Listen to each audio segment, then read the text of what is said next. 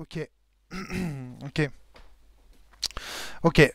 Écoute, puisque de toute façon, mon Boudi, tu viendras fin octobre en forêt avec moi, on va révéler, on va tout révéler. On va tout révéler. Eh bien, tu m'expliqueras en même temps, pendant qu'on fera la balade, tu m'expliqueras comment on se sert de tout ce bordel. Regardez le puits des mondes, c'est incroyable. Les miroirs se font face, mais oui, mais c'est tellement incroyable. Parce qu'en fait, j'ai fait une bête capture d'écran, hein, je suis nul. J'ai pas fait une fenêtre internet incroyable avec plein de choses, même si j'essaie de travailler un peu mon stream vaguement. Mais voilà, on va pas se mentir, je suis pas non plus un professionnel. Donc j'ai fait ça comme ça. Déjà, je suis très content. Merci beaucoup à tous et à toutes d'être avec moi dans le chat. Ça me fait plaisir de vous voir là. Ça va être super de vous avoir, d'avoir vos retours. Ouais, tu me feras une config aux petits oignons, mon petit Boudi. Y a pas de problème. Merci à toutes et à tous. C'est super de vous avoir là. C'est trop génial. Moi, c'est la première fois que je fais ça. Encore une fois, j'ai complètement le track. Mais je profite justement de mes petites vacances de cellules pour faire des tests de plein de choses comme ça. J'aimerais bien tester éventuellement le live avec vous, voir comment ça fonctionne, si ça vous intéresse. J'ai plein de choses à vous proposer, que ce soit de l'actu sur les jeux de rôle indépendants, que ce soit des discussions plus autour de la philo, ou même... Enfin, j'ai plein de choses à vous proposer. J'ai plein d'idées d'émissions, après je ne sais pas encore trop ce qu'on va faire ensemble. Mais voilà, Twitch, évidemment, c'est très intéressant, ça fait du maelstrom. Ça fait du maelstrom. Hélas, je suis le seul à parler. C'est ça qui est un peu triste sur Twitch, c'est que c'est un peu un truc où il n'y a qu'une seule personne qui vous parle et vous réagissez via le chat. Et je sais que comme c'est frustrant de réagir via le chat, pour avoir été moi-même auditeur de certaines scènes Twitch, comme celle de David Dufresne par exemple, que je suis régulièrement, ou encore celle d'Arrêt sur Image qui font maintenant ça. J'aime bien notamment l'émission Proxy qui se passe en live sur Twitch avec... Ah oui, il faut que je suive un peu le... Faut que je suive un peu le... Ah oui, Kaseo Kidam nous dit dans le chat qu'elle parle en écoutant les streamers. Donc c'est possible aussi. Mais après, ce qui est dommage, c'est qu'on ne t'entend pas. C'est ça qui est dommage. Donc voilà. Donc le narrativiste nous annonce qu'il est Jérôme. Eh oui, ah bah oui, il fallait le dire. Faut le dire, sinon on sait pas. Je sais pas ça. Voilà. Euh, alors, euh, je voulais aborder évidemment avec vous l'intérêt de cette chaîne Twitch pour moi. L'intérêt, c'est de faire aussi de l'actualité vivante avec vous. J'ai plein de choses, encore une fois, à faire avec vous, mais notamment de l'actualité un peu plus vivante. Parce que je trouve que les news que je fais tous les mois là, sur la cellule, enfin que j'essaye de faire tous les mois sur la cellule, je trouve ça très mort. J'aime pas trop mon montage audio avec les musiques de Megaman derrière et tout ça, je trouve ça un petit peu chiant. Je préférerais largement avoir les livres avec moi, puis vous les montrer, faire du placement produit comme ça, par exemple pour Natacha Forel, en disant regardez c'est formidable, le rosaire écarlate, et puis en discuter directement avec vous. Ce serait formidable, hein. Donc, ce serait bien mieux. J'essaye de lire le chat en même temps. Désolé, je n'ai pas encore l'habitude de parler en même temps de regarder le chat. Mais voilà quoi, ce serait vraiment très bien, très bien de pouvoir comme ça vous montrer les objets, discuter avec vous du contenu des objets, parce que j'ai vu aussi pas mal de messages sur les réseaux sociaux qui me disaient bah c'est cool la news sur le rosaire écarlate par exemple, mais de quoi ça parle concrètement le rosaire écarlate? Donc du coup, ça permettrait d'interagir avec vous et donc potentiellement de répondre comme ça aux questions que vous vous posez. directement. Donc ça c'est un premier élément, c'est que ça pourrait permettre de faire des news. Et puis, une des raisons aussi qui me pousse à aller sur Twitch maintenant, c'est que juste c'est quelque chose que je ne connais pas. Je n'ai encore jamais fait ça. Et moi, j'aime beaucoup faire de nouvelles expériences. Je suis un peu comme, je suis un peu le Vivien Féasson de la communication. Vivien Féasson, vous le savez, hein, c'est un auteur de jeux de rôle indépendant qui aime beaucoup tenter des choses du point de vue éditorial très très différents. Et voilà, il fallait que ça arrive. Vous perdez tous au jeu. Voilà. Vous avez tous perdu au jeu, vous l'aurez compris. Merci Flavie pour cette intervention. Euh... T'es pas venu avec une banane? Je suis déçu. Je t'attendais sur une banane en soutien-gorge, je sais pas, non? C'était plaisir de faire, joie de recevoir. Qu'est-ce que je voulais dire? Oui, donc du coup, je... oui, oui, elle a fait faire tout le monde. Ce que je voulais vous dire, c'était que j'aime bien tenter des nouvelles expériences en communication. Je suis un peu le Vivien Féasson de la communication. Voilà. Parce que vous savez, Vivien Féasson, c'est cet auteur indépendant de jeux de rôle qui essaye plein de choses, le crowdfunding, qui essaye le mercenariat parfois, qui essaye l'éditeur déporté, on va dire. Il avait fait ça avec Jérémy Rueff à l'époque. Enfin, il essaye toujours plein de choses, cet homme-là. Et moi, ça m'a toujours plu chez Vivien. Ce côté, voilà, on va tenter des choses dans l'indépendance. Bah, moi, c'est un peu la même chose, mais en communication. J'adore tenter des nouveaux trucs, des vidéos YouTube, vous le savez. J'ai lancé plein de chaînes YouTube, que ce soit sur le Val, avec les commentaires de partie, ou avec tout simplement la cellule, quoi, le podcast, tenter des choses, j'adore ça. Puis j'aime bien tenter des montages, des petits machins, essayer de faire des émissions un peu cool. Et Twitch, je l'avais jamais fait. Et je l'avais jamais fait pour une raison très simple. C'est que y a plein de raisons, mais la première c'était que j'avais pas la fibre à la maison et là je viens de la récupérer, donc ça me pousse un petit peu à tester ça. Le deuxième élément, c'est que vous le savez, si vous écoutez les podcasts de la cellule, si vous connaissez un petit peu mon propos, vous savez que je préfère largement la discussion en live avec les gens autour de la table plutôt qu'une personne qui parle, une espèce de conférence en distanciel en plus. Donc voilà, c'est ça, vous savez que en général je suis pas fan du distanciel.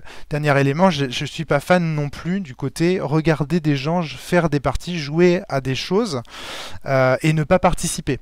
Et donc du coup, j'avoue que Twitch, j'étais resté un petit peu à distance. Après, moi je suis fan de la première heure de quelqu'un qui s'appelle Marc Lacombe, Marcus, qui faisait des lives où il jouait aux jeux vidéo, puis il commentait les jeux vidéo, et évidemment il était très nul, parce que c'est très très difficile de jouer en vérité à des jeux tout en discutant.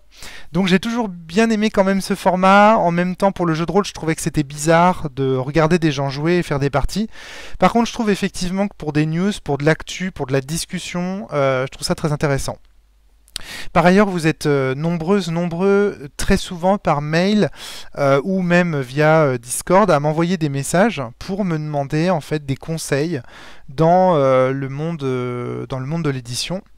Et pas dans le monde de l'édition, parce que je suis nul dans le monde de l'édition à vrai dire, mais on va dire des conseils plutôt pour éditer vos jeux tout seul, pour vous lancer dans l'indépendance, etc. Et donc là du coup, je trouve que c'est quand même un Twitch, ça peut être un format, ça peut en tout cas être un type d'émission qui peut se prêter à ce qu'on appelle de la masterclass. Alors moi je suis loin d'être un master, mais je pense pouvoir avoir la classe. Et donc du coup, j'ai au moins la classe sur le masterclass, donc je pense pouvoir vous aider à développer vos projets. Ça peut être intéressant aussi d'avoir des invités de temps en temps sur ce live qui viennent via Discord échanger avec moi, me parler de leurs projets, et puis échanger vraiment sur des choses très concrètes, comment on peut trouver des imprimeurs, et en fonction aussi de votre niveau éthique, qu'est-ce qui vous conviendrait le mieux. Enfin, j'en sais rien, tout un tas de questions que vous me posez par mail en général sur le monde du jeu de rôle indépendant aussi, ou sur l'indépendance, sur la création indépendante. Et là, je pense que via ces lives, ce serait une occasion comme ça de pouvoir échanger sur ce sujet-là. Un autre élément qui me fait passer à Twitch, et pas des moindres, hein, c'est aussi l'explosion assez récente des réseaux sociaux. Un créateur indépendant, il a besoin d'un relais auprès de ses auditeurs, auditrices. Alors évidemment, je pourrais faire des mails et vous les envoyer, il y en a qui font ça très très bien, seulement la loi nous oblige à nous débarrasser des comptes mail et des gens qui ne nous ont pas écrit depuis plus de 2 ans. Quand on est une entreprise, on n'a pas le droit de garder vos données très longtemps. Donc on ne peut pas non plus vous envoyer toujours des mails pour vous dire j'ai sorti ça, et en plus je trouve que c'est des dynamiques commerciales un peu, j'ai envie de dire, harcelantes, un peu fatigantes. J'ai jamais fait ça. Ça m'est arrivé une seule fois, je crois, d'envoyer un mail collectif comme ça à des gens. C'était pour la page Tipeee du podcast de la cellule. Et j'aime pas trop cette pratique-là. Donc moi, en général, ce que je fais, c'est que je passe par les réseaux sociaux. Donc je passe par Twitter, je passe par Instagram et par maintenant Mastodon. Et en fait, tous ces moyens de communication sont en train de... Enfin, je sais pas. J'ai la sensation, avant il y avait Twitter, et puis Twitter ça fonctionnait très très bien, et puis là depuis qu'Elon Musk a repris le contrôle de l'affaire, depuis que Twitter est devenu X, je trouve que ça marche nettement moins bien. Moi j'ai perdu une grande partie de ma communauté sur ce réseau social, et donc il faut, pour un indépendant c'est important, il faut reconstruire un lien direct avec vous, avec les lecteurs, avec les auditeurs, etc., etc. La cellule, évidemment, est un bon moyen d'instaurer ce lien, mais la cellule, j'éprouve une certaine culpabilité maintenant à parler de mes projets sur la cellule. Sauf dans les petites news. Dans les podcasts, ça me dérange un peu parce que je sens bien que la cellule est devenue un peu plus que ce qu'elle était au départ, à savoir un podcast sur Sens et puis un podcast sur mes projets. Je sens bien qu'il y a une attente vis-à-vis de la cellule pour parler de tas de projets indépendants différents, de jeux de rôle indépendants et d'analyse du jeu de rôle et tout. Et j'ai peur que, à force d'employer la cellule pour parler de mes propres projets, ce soit un peu vu comme de l'autopromo. Et donc je culpabilise énormément. Regardez par exemple Trip to Sky, on n'en a quasiment pas parlé sur la cellule, parce que je culpabilise à fond de parler... Alors on aurait pu faire une émission spéciale sur Trip to Sky, d'ailleurs ça a été en projet à un moment donné. Flavie avait l'intention de vous proposer une émission qu'elle aurait animée sur Trip to Sky. Mais comme elle est partie en formation entre-temps, le projet est tombé à l'eau, si j'ose dire. Au ciel, il est tombé au ciel. Et donc du coup, voilà, c'est compliqué pour moi maintenant, je culpabilise un peu, enfin en tout cas je me sens pas bien, je me sens pas à l'aise avec le fait de faire de l'autopromo sur la cellule. Pour moi la cellule c'est devenu maintenant plus que les seuls projets de Romaric Briand, c'est devenu un podcast sur le jeu de rôle indépendant, et donc je vais continuer à faire évidemment les one-shots, à faire les analyses, les garages et compagnie, mais voilà, je me sens moins à l'aise maintenant pour y parler de mes projets. Et parce qu'il y en a plein. J'ai sorti plein de jeux en fait. J'ai sorti Sens, j'ai sorti Leval, j'ai sorti évidemment là récemment Le Village, mais aussi Ex Nihilo, j'ai sorti... Et donc s'il fallait que la cellule parle de mes projets, j'ai l'impression qu'on ferait que ça. Enfin, on pourrait parler de mes projets. J'ai déjà sorti tellement de jeux, il y aurait tellement de choses à dire sur chacun de ces jeux, et je sais que chacune des lectrices, des lecteurs de ces jeux ont plein de choses à dire à leur sujet, puisque je reçois leurs commentaires, leurs analyses et tout ça. Et donc du coup, la cellule peut pas devenir uniquement une espèce de podcast sur Sens et sur Trip to Sky, etc. Enfin, je sais pas pourquoi, j'ai la sensation que la cellule doit rester une forme de podcast sur le jeu de rôle indépendant, un podcast critique du jeu de rôle, comme je le dis, et pas devenir uniquement un outil promotionnel pour mes projets. Et donc du coup c'est aussi pour ça que j'ai modifié la page du Tipeee de la cellule. Vous avez vu, j'ai fermé la page du Tipeee de la cellule pour créer un Patreon à mon nom, parce que je trouvais ça plus honnête.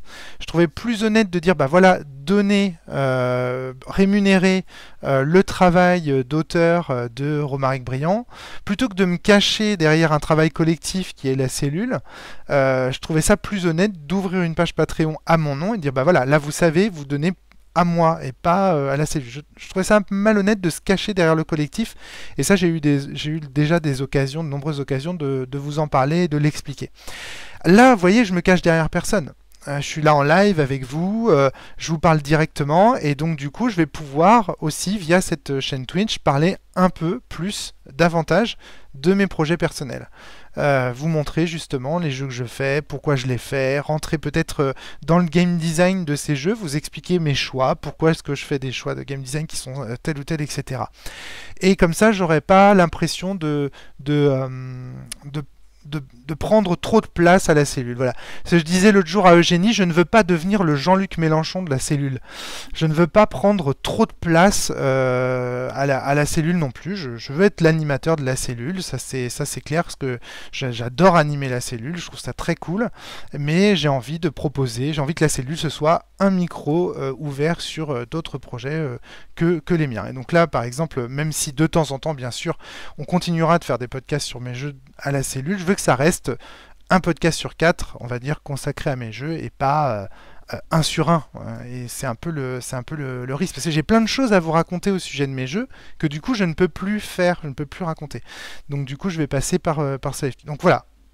Ces live Twitch seront aussi l'occasion de discuter avec vous de mes jeux, de répondre éventuellement à vos questions aussi sur le forum, parce que je suis très mauvais à l'écrit, vous le savez ça, pareil si vous suivez la cellule, comme je suis dyslexique, j'ai du mal à lire, j'ai du mal à écrire, je prends beaucoup de temps pour corriger mes fautes d'orthographe qui sont innombrables, pareil que les bugs, et donc du coup j'avoue que le live c'est plus simple pour moi.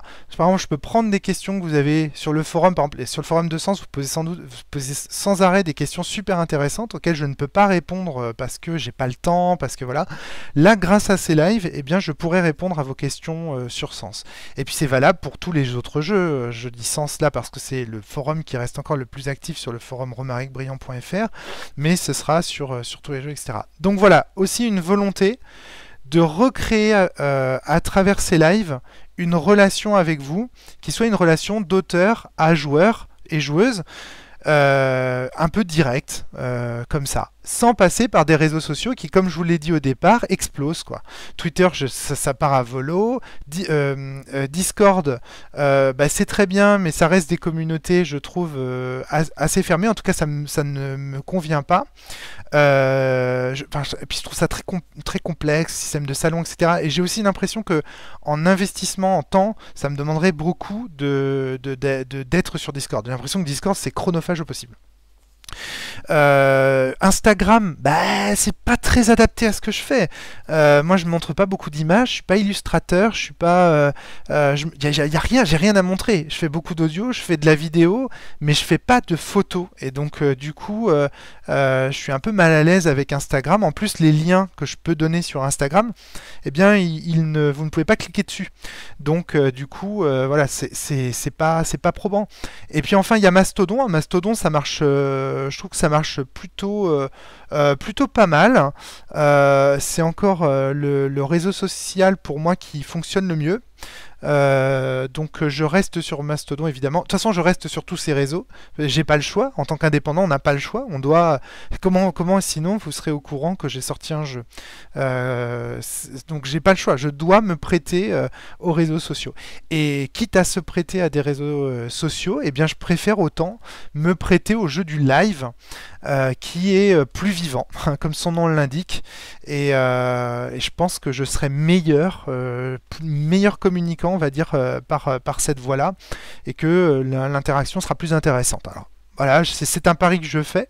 Voilà, je sais pas ce que vous en pensez. Je regarde rapidement le chat, je sais pas, entre-temps j'ai perdu ma souris. Voilà, là voilà, le retour de la souris. Donc j'espère que pour Insta, il faut que tu utilises plus les réels et les stories, me dit Emma. Oui, c'est parfaitement vrai. Je sais pas du tout bien me servir de ça. Faut que j'apprenne à me servir de ça, effectivement. Aide le folle. En ce moment, ça parle beaucoup de Blue Sky sur Twitter. Vous avez un avis? Alors, j'ai pas encore essayé Blue Sky. Je sais que j'ai des amis qui m'ont proposé comment dire, des passes, parce que je crois que c'est un réseau, comment on dit, cooptatif, je sais pas si ça se dit, enfin, on coopte les gens. J'ai très peur de multiplier les réseaux sociaux. J'avoue que déjà trois réseaux. Enfin, honnêtement, déjà je trouve ça très obsédant les réseaux sociaux. Je trouve ça pas très bon pour la santé, honnêtement. Ni Twitter, ni Insta, ni tous ces réseaux sociaux-là. Je trouve pas bon, enfin, je trouve pas ça bon pour la santé. Même moi, qui connais un peu les pièges, etc. J'ai tendance à tomber dedans, à aller rechercher du like bêtement, à rentrer dans l'affect vis-à-vis de mes messages, à me dire ah j'ai sorti. Par exemple, vous voyez aujourd'hui, je vais vous donner un exemple concret. Aujourd'hui, j'ai sorti une mission pour Cetra. Bon, tout le monde s'en fout. J'ai eu 3 likes peut-être, je sais plus, sur Twitter, voilà. Ça fait du mal ça. Parallèlement à ça, je lance un live Twitch, là j'ai plein de tweets, j'ai plein de retweets, je suis super content. Hein, et donc c'est naturel. J'ai peur que les réseaux sociaux finissent par transformer mon travail, transformer mes propos, etc. Et ça, on aura l'occasion d'y revenir. C'est des choses que j'aurais bien qu'on parle de communication aussi ensemble. Ça fait partie des choses que j'ai envie d'aborder avec vous. J'ai plein de thèmes d'émissions, j'ai plein d'idées vraiment. Je grouille d'idées. Et là, en fait, la grosse difficulté pour moi pour ce live, c'est de pas partir tout de suite dans ces tunnels, dans ces idées-là, et d'essayer juste de vous présenter ce que je veux faire avec vous, plus que de faire avec vous tout de suite maintenant. Mais voilà, donc j'ai peur de multiplier les réseaux sociaux, j'ai peur que ce soit pas bon pour ma santé. Mes enfants, mon épouse me voient déjà beaucoup trop sur mon smartphone. Là maintenant, ils vont me voir comme un gogol en train de parler à une webcam. C'est déjà pas mal. Je pense que je vais essayer déjà de me concentrer sur quelques réseaux sociaux, puis de le faire bien, et ce sera déjà pas mal. Donc voilà, donc ça c'était une des autres raisons qui me poussait à faire du Twitch. Mais il y en a d'autres. Et parmi les autres raisons qui me poussent à faire du Twitch, c'est qu'il y a plein de choses visuelles qui se passent en ce moment dans mes jeux. En fait, depuis au départ, comme je faisais beaucoup de jeux de rôle, je faisais des choses qui n'étaient pas visuelles. Clairement, une partie de jeu de rôle, des gens qui se prennent la tête et qui sont en train de brainstormer comme des dingues pour savoir, comment dire, quelle proposition ils vont faire. C'est pas franchement vidéo, non, c'est pas adapté à du contenu Twitch, moi je trouve. Alors après, je sais que vous êtes nombreuses à regarder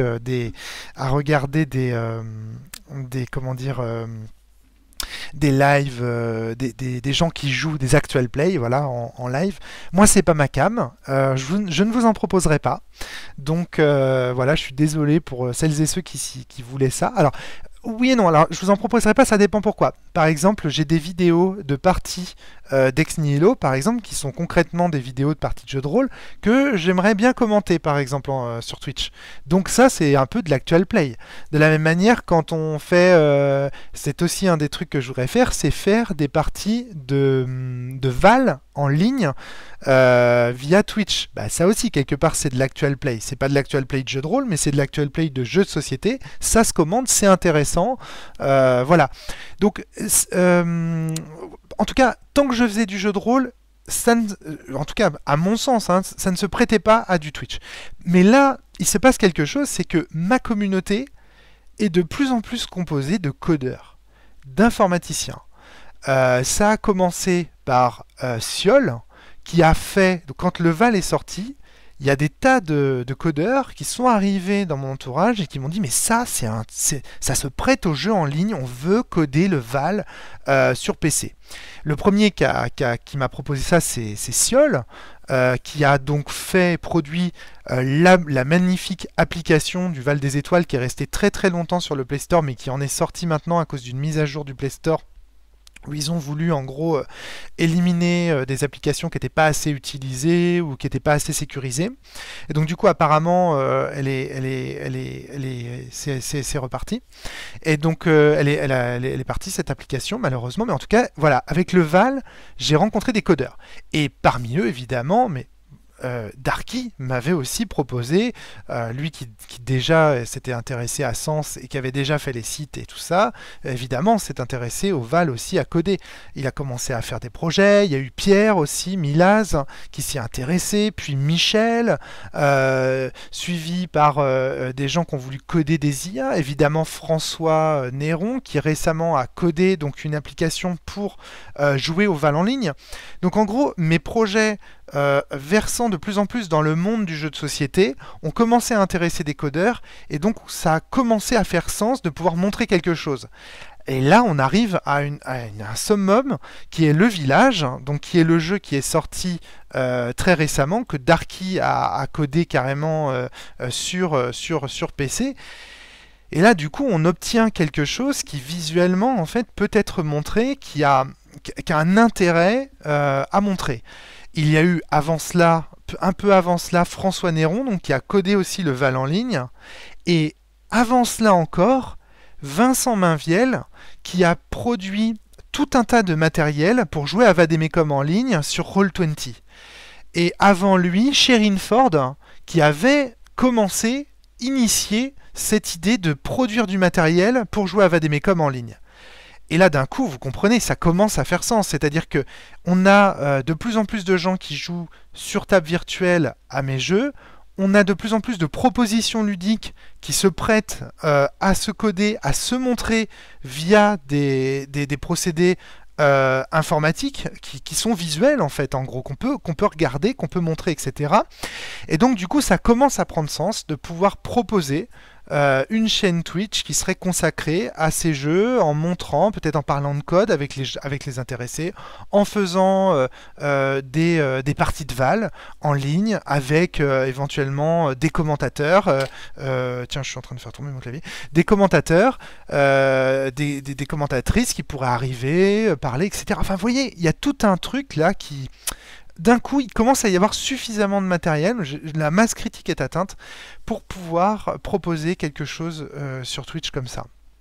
Et donc là, vous voyez, bah là, j'ai le village devant moi. Je comptais finir ce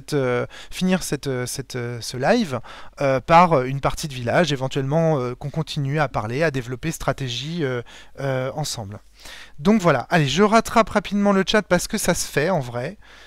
Faut quand même... N'hésitez pas à poser vos questions et tout ça, parce que je vais essayer quand même de suivre un peu, parce que c'est quand même l'intérêt, c'est que vous puissiez réagir, que vous puissiez poser vos questions. Ça, vraiment, j'attends vraiment que vous puissiez... Alors, Twitch ne me servira absolument pas à me rémunérer ou à gagner de l'argent. Donc, oubliez les dons, machin, Twitch, je sais pas comment ça fonctionne, là, les sommes, les subs, ou je sais pas quoi, là, oubliez tout ça. je sais pas, l'intérêt de Twitch, c'est pas du tout ça. L'intérêt de Twitch, pour moi, c'est pas de me rémunérer via des vidéos où je serais dans une piscine sur une banane, ou un truc comme ça. L'intérêt de Twitch, pour moi, c'est d'abord de communiquer avec vous de façon franche, de vous montrer des choses, et aussi de faire la promotion du game design indépendant et de toutes ces choses-là. Mon idée, c'est de vous amener à aller vers des jeux. Aller vers des jeux et aller vers des tables de jeux. Aller vers des tables de jeux, qu'elles soient virtuelles, si ça vous plaît, ou réelles. Moi, je préfère le réel, c'est mon choix. Mais mon but du jeu, le but de ces lives, c'est de vous donner envie de jouer. C'est de vous donner envie de jouer, soit à des jeux de société, soit à des jeux de cartes, soit à mes jeux, évidemment, en priorité, puisque je vous l'ai dit, hein, cette chaîne sera d'abord consacrée à mes projets. Mais voilà, c'est de vous donner envie de jouer. Et donc, si vous voulez me rémunérer, je vais vous dire la même chose que ce que je vous dis toutes les semaines, enfin, que je vous disais toutes les semaines ou tous les quasi-mois sur la cellule. Achetez des jeux de rôle des auteurs, autrices indépendants qui vous plaisent, c'est important. Il faut acheter le Rosaire écarlate, il faut acheter Coma, il faut acheter Résonance d'Antoine Morgenthaler, il faut y aller, il faut acheter ces jeux-là, c'est comme ça, pas de sub, pas de truc, donnez pas d'argent à Twitch ou quoi que ce soit, donnez de l'argent directement aux indépendants dont on va parler. Ça c'est ce qui compte, c'est vraiment, c'est capital. Donc c'est ça qui compte. Si jamais ce que je fais ça vous intéresse par ailleurs, parce que il est vrai que, par contre, de plus en plus, je vous propose des jeux gratuits. Cetra, c'est accessible uniquement au Patreon. Ex Nihilo, gratuit. Totalement gratuit. Le village, gratuit. Les scénarios de Donjons et Domino, gratuit. Même si le jeu est payant à 18 euros, voilà, c'est pas très cher. Les scénarios, eux, sont gratuits. Donc je propose de plus en plus de contenu gratuit. Donc évidemment, si vous voulez rémunérer ce contenu gratuit, si vous voulez me rémunérer, Patreon, pas Twitch. Patreon, vous allez sur Patreon, vous vous rémunérez sur Patreon. J'ai une super page Patreon qui est trop sexy avec voilà, avec les scénarios de Cetra que vous recevez toutes les semaines, mais aussi des podcasts inédits que je vais poster là, des petites news de temps en temps quand j'ai le temps. Voilà, il y a plein de choses intéressantes à découvrir sur mon Patreon. Donc si vous voulez me soutenir tout, enfin m'encourager à produire de plus en plus de contenu gratuit, le mieux c'est de souscrire à mon Patreon. Mais Twitch est vraiment pas là pour me je fais pas du tout ça pour devenir je sais pas, enfin je sais pas comment vous dire, pour que ce soit un revenu à côté ou quoi que ce soit. Sinon il faudrait partir sur autre chose, il faudrait pas faire des lives sur mes jeux, il faudrait faire un truc d'actu ou je ne sais pas, enfin il faudrait viser un public large et du coup faire un produit, faire de cette chaîne un produit pour le coup. Alors là c'est pas du tout ce que j'ai pas envie d'en faire un produit et donc j'ai pas envie de vous la faire payer. Voilà. Euh, Merci Boudi de partager le Patreon au passage. Je vais regarder, je regarde rapidement vos commentaires. Tu veux que je te coach, me demande Boudi, mais bien sûr tous les jours, coach-moi. Euh, un jour le Valorant. Tac. On me dit le Val en ligne aura un jour une interface aussi sympa que le village. C'est évidemment en projet aussi. C'est vrai que l'interface que François a proposée est très aride, mais elle a l'avantage d'exister. Encore une fois, de vous être proposée gratuitement. Il a fait ça sur son temps libre et tout, donc c'est super cool. Effectivement, on pourrait imaginer une interface peut-être plus sexy à terme. Alors, c'est quoi le délire de la piscine et de la banane me demande Gwendal. Alors, en fait, renseigne-toi sur Amourante, qui est donc une Twitcheuse très célèbre, qui a fait sa renommée, entre autres, en proposant des Twitch très originaux, où elle pose en fait dans une piscine sur une banane et où elle se contente d'écrire le nom des garçons, enfin, je dis des garçons ou des personnes qui lui offrent un sub ou je sais pas quoi, enfin qui lui offre de l'argent. Enfin, et ça m'a toujours fait rigoler. J'ai toujours trouvé ça extrêmement bien vu de sa part. Je trouve ça, j'ai toujours adoré cette Twitcheuse. Je trouve ça, c'est un troll incroyable quoi. Enfin, je trouve ça génial. Donc Gwendal, vas-y, va voir les lives d'Amourante si tu veux savoir ce que c'est. Tu vois, c'est absolument génial. On appelle ces streams, nous dit Boudi, des hot tubs. Bah, tu vois, je ne savais pas. Des hot tubs. Ou des hot tubes, peut-être d'ailleurs. Des hot tubs. Je sais pas si c'est tout à fait c'était ça. Est-ce que bah oui c'est très sympathique. Bien sûr que c'est très sympathique. Tu vois, elle est très sympathique. Hein. Franchement, ses streams sont très agréables à regarder à part ça. Donc voilà, hot tub comme jacuzzi. Ah mais je sais pas, je sais pas, je sais pas tout ça. Moi je suis un noob de tout ça. Et j'ai pas beaucoup de culture Twitch, hein, vous le savez. Les seuls Twitch que je regarde, c'est ceux de David Dufresne et Proxy. Donc voilà, j'avoue que je suis pas un grand amateur de Twitch. Enfin, je connais pas tout, quoi. Voilà. J'ai regardé quelques Twitch d'Antoine Daniel aussi parce que j'adore ce gars. Mais voilà, quoi. Alors, j'en étais où moi? Je vous parlais. Oui, donc du coup, il y a des choses à vous montrer sur ces Twitch. Hein. Je vous ai dit, donc il y aura du Val en ligne, il y aura du village, il y a du matériel pour Vademecum qui va bientôt être accessible. Je vous parlerai également de Cetra. Je sais qu'il existe des moyens de proposer des jeux de plateau via comment dire des interfaces visuelles sur PC. Je sais pas comment dire. Et donc du coup, là, ça pourrait être intéressant aussi de montrer éventuellement des parties Cetra. Ça peut être sympa aussi de les filmer. Il y a aussi des nobles chambres qui ont été enregistrées. Ça peut être sympa de les commenter. On pourra parler de Cetra, bien entendu. Cetra, un jeu méconnu, hein, vraiment. Je vois, il y a très très peu de gens qui s'intéressent à Cetra. Je suis triste parce que vraiment, ça a une somme de travail énorme, Cetra, vous n'imaginez pas. C'est un boulot monstrueux. Quand je dis que c'est 4 livres de 400 pages à écrire, je ne mens pas. Et les gens qui jouent à Cetra le savent et ils s'en sont rendus compte. Donc c'est un travail monstrueux et je sais que le jeu est extrêmement exigeant. Il attend de vous que vous imprimiez vos fiches, que vous imprimiez vos livres, que vous imprimiez vos pièces, que vous soyez 4 joueurs-joueuses capables de vous réunir régulièrement dans un espace qui soit en plus assez grand parce que il faut une grande table pour jouer à Cetra évidemment. Donc c'est le jeu de l'impossible, hein. C'est évidemment un jeu extrêmement gourmand.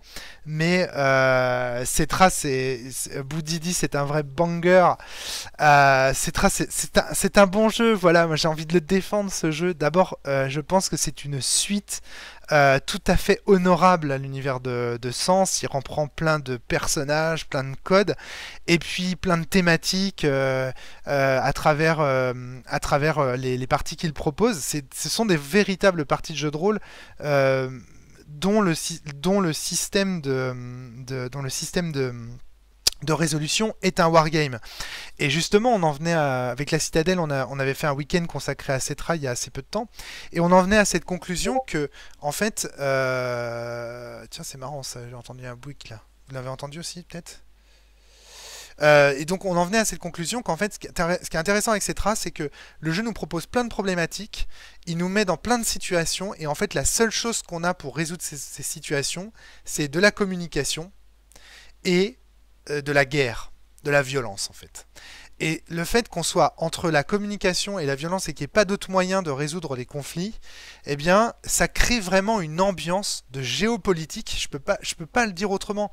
Là, quand j'entends en ce moment les actualités, quand je vois la guerre, que ce soit la guerre en Ukraine, les actualités en ce moment entre Israël et le Hamas et ces situations, je pense à Cetra parce que c'est vraiment un jeu qui parle de géopolitique et qui justement, à travers une partie de jeu de société, à travers une partie de jeu de rôle, nous montre comment ça se passe mal en fait. Pourquoi ça se passe mal?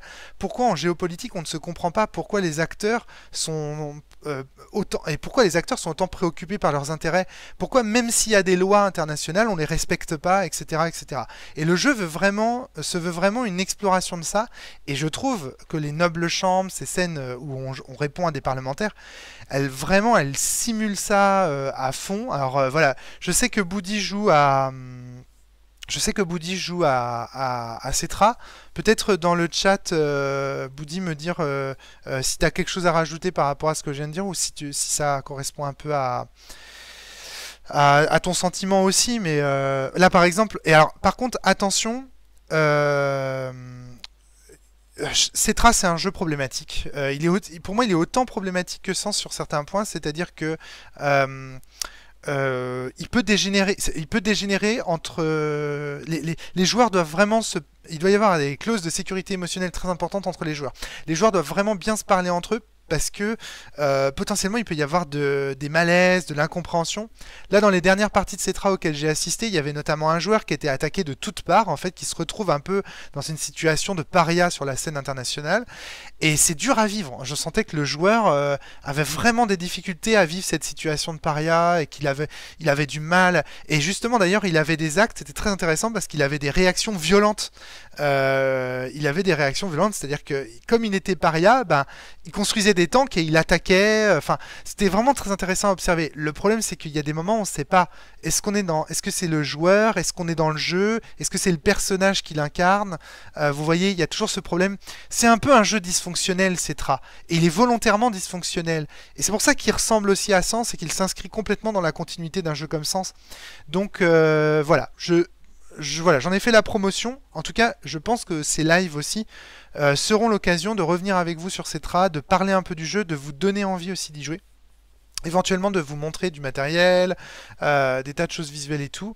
Et Darky me disait qu'il avait un site sur lequel éventuellement on pouvait montrer des objets en 3D, etc. Et peut-être faire des parties de Cetra ou simuler des situations de Cetra en live. De toute façon, moi j'aurai des vidéos, j'ai fait quelques enregistrements vidéo et j'en ferai pour vous montrer ce que ça donne. Évidemment, je resterai très critique de Twitch et de ce mode de communication. Je le trouve très unidirectionnel. Je ferai sans doute... évidemment, je resterai très critique du jeu de rôle virtuel. Vous le savez, c'est pas parce que je suis sur Twitch que d'un coup, je vais changer de discours par rapport à tout ça. Seulement là, il me semble que Twitch est approprié à ce que je veux faire. Maintenant, je connais aussi les limites de ce média, j'ai envie de dire de la fausse relation de proximité aussi qui pourrait y avoir entre nous, comme avec les podcasts, où parfois vous entendez des podcasts, vous avez l'impression que tous les gens qui viennent parler dans les micros de la cellule sont vos potes, et donc du coup quand vous les rencontrez, vous avez une proximité avec eux, mais eux n'ont pas cette proximité-là avec vous, donc il y a toute cette asymétrie et tout ça. J'aurai aussi l'occasion de vous en parler. Il y a un moment donné... il y a une phrase dans l'entretien que j'ai fait avec Daniel Schneiderman qui m'a beaucoup marqué. C'est quand il parle de la communication à arrêt sur image et où il explique qu'en gros, ce serait cool que arrêt sur image communique sur la façon dont il communique. C'est-à-dire de prendre du recul et tout. Et ben ça, je le ferai aussi avec vous. Je vous parlerai de l'effet que Twitch a sur moi. J'essaierai de parler avec vous de ce que je trouve bien dans Twitch, de ce que je trouve peut-être moins bien. Et voilà. Est-ce que tout va bien dans... Est-ce que tout va bien? Est-ce que vous me voyez bien? Est-ce que vous m'entendez bien? Est-ce que tout va... Dasmas nous dit qu'il a fini son deck d'Ex Nihilo, que ce sera bientôt la bagarre. Ah, j'aime bien entendre ça. J'aime bien entendre ça. D'ailleurs, Ex Nihilo, vous le savez, donc ça c'est pareil, c'est un jeu dont j'ai pas du tout fait la promotion, pas trop. Il va falloir que j'en fasse une version papier. Je pense que la version internet PDF n'est pas suffisante parce que une fois de plus, elle vous oblige à télécharger un PDF, à le lire et à produire votre propre deck au départ. Or, moi, il manque quelques dB. Ok, écoute, je vais essayer d'améliorer ça rapidos. Mais en fait, ce que je voudrais avec Ex Nihilo rapidement, c'est que à un moment donné, quand même, on ait une version. Alors, c'est peut-être pas là, par contre, qu'il faut que j'augmente les dB. C'est peut-être dans les propriétés du micro. J'aimerais bien quand même qu'on ait une version papier à un moment donné. De façon... Non, c'est pas du tout ça. C'était pas ça. Qu'est-ce qu'il m'a dit? C'était filtre, il m'a dit. Tac, filtre. Hop, le gain, je vais le mettre à 10. Hop, comme ça, voilà. Ce sera mieux.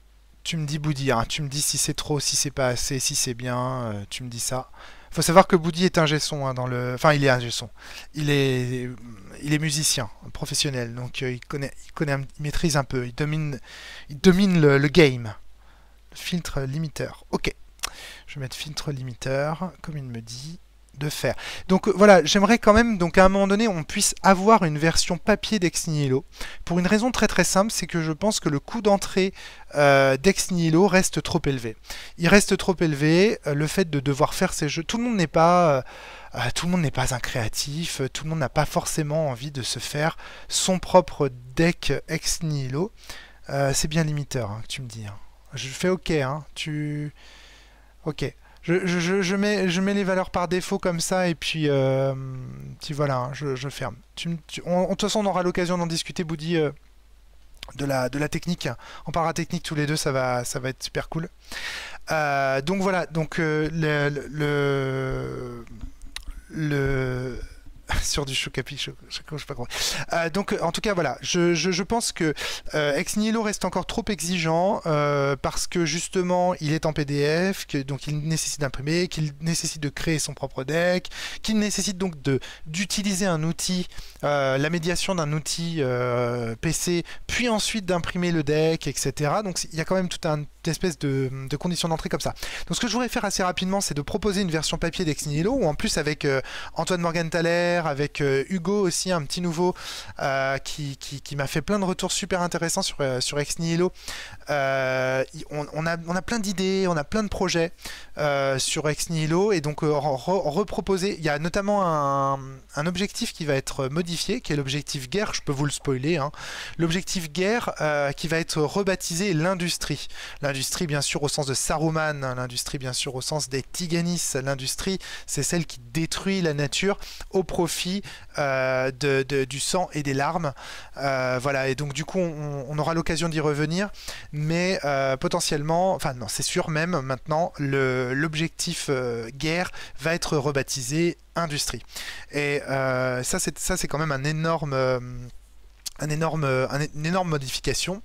De plus, il va y avoir des refontes des règles assez importantes, hein, je pense, mais j'aurai l'occasion d'en reparler plus tard. Mais en tout cas, une version papier un peu peaufinée, un peu finale, on va dire, parce que vous savez que le jeu est en bêta éternelle. Ex Nihilo, c'est le jeu en bêta éternelle, mais il va falloir à un moment donné en faire une version papier. J'en imprimerai sans doute une centaine d'exemplaires, je pense, 100-200 exemplaires maximum. Et parmi ces exemplaires, en fait, vous aurez des decks préfaits. Il y aura des préconstruits, en fait, à l'intérieur. Ça, c'est très important pour moi.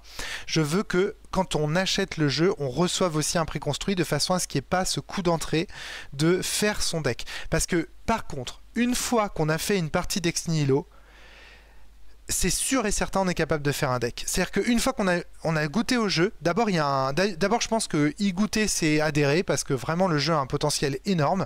C'est un peu, vous savez, quand vous avez commencé à jouer à Magic, certains d'entre vous aviez sans doute envie de faire des decks à thème. Vous avez sans doute envie de raconter une histoire avec vos cartes. Et donc vous vous êtes dit, ah, je vais mettre ce Delver là qui se transforme en laboratoire, et je vais mettre une fiole de ceci parce que c'est match avec le laboratoire, et un artefact qui va le transformer comme ci ou comme ça parce que c'est match, etc. Et puis en fait, quand vous avez fait votre premier tournoi, bah, vous êtes fait défoncer, parce qu'en vrai, Magic c'est pas du tout fait pour raconter une histoire. Magic c'est un jeu compétitif qui est fait pour se mesurer à des gros cerveaux et à Internet, et lire la méta et se renseigner sur la méta. Magic tient plus du compétitif en fait que en tout cas récompense plus le compétitif que la création d'une histoire. Et bien Ex Nihilo c'est complètement l'inverse. Ex Nihilo va vous récompenser du fait de créer une histoire, d'avoir un deck avec un joli thème, ou en tout cas d'avoir un deck qui puisse embrasser beaucoup de thèmes, et qui puisse éventuellement même embrasser le monde de l'autre. Il y a plein de choses à dire. Je vous invite à aller écouter le podcast que Antoine Morgenthaler a consacré que ça a bugué. Ah merde, il y a des trucs qui ont bugué là. Je sais pas. Vous me dites, si ça bug, vous mettez les red flags. Hein. Tac. En tout cas, voilà, j'en étais où? Oui. Cette idée, ok, tout est ok, bon, c'est nickel. Cette idée il faut diminuer le coût d'entrée d'Ex Nihilo, et surtout que le jeu récompense l'histoire, la thématique, la cohérence en fait de votre monde, puisque c'est le nom que porte votre deck. Et donc du coup, y jouer, si vous essayez d'y jouer, vous y adhérez. Et même on était allé plus loin, parce que je me souviens qu'avec Jérômès, et puis je ne sais plus qui était là, mais on avait d'autres commentateurs à ce moment-là, on s'était dit qu'on voit une partie. C'est comme regarder des gens faire l'amour, quoi. Ça vous donne envie de faire l'amour direct. Regardez une partie d'Ex Nihilo, bah c'est banco, quoi. Vous voyez une partie d'Ex Nihilo, vous avez immédiatement envie de faire votre monde et d'imaginer un truc. Franchement, moi je l'ai testé sur des conventions, je l'ai testé dans des salons, je l'ai notamment testé à West-Hurlan, et ça a marché du feu de Dieu. Et les gens, parce qu'ils avaient des decks préconstruits, ont tout de suite compris la mécanique, et donc ont tout de suite sont ressortis et repartis avec l'idée que c'était un jeu fonctionnel déjà, qu'il était bien, et avec l'envie de faire des decks. Donc c'est que quelque part le tester c'est l'adopter, et donc il suffirait techniquement juste d'avoir un deck préconstruit pour pouvoir adhérer à ce jeu. Or pour l'instant on n'y adhère pas parce que pour l'instant le coût d'entrée est trop grand. Donc il faut diminuer ce coût d'entrée, donc une version imprimée avec des decks préconstruits, à mon avis c'est le top. Après, à savoir qu'il y a des decks préconstruits déjà. C'est tous les decks qu'ont proposé Kaseo Kidam, qu'ont proposé Globo, qu'ont proposé Darky, qu'ont proposé tout le monde. Il y a plein de jeux qui sont proposés sur le site d'Ex Nihilo. Le problème, c'est que pareil, il faut les imprimer. Et puis, c'est pas nos decks. On n'a pas eu, il n'y a pas une intimité avec parce que on les a pas dans les mains. Je suis sûr que si je les imprime, si je les imprimais et que je les distribuais avec Ex Nihilo, eh bien, je suis assez persuadé que l'intimité en fait aidant avec le deck, eh bien, vous auriez plus envie de le jouer. Donc, à mon avis, ça pourrait être intéressant aussi à faire. Et je vais vous lire dans le chat, puis je vais essayer de boire un coup parce que j'en peux plus là. C'est épuisant ce truc.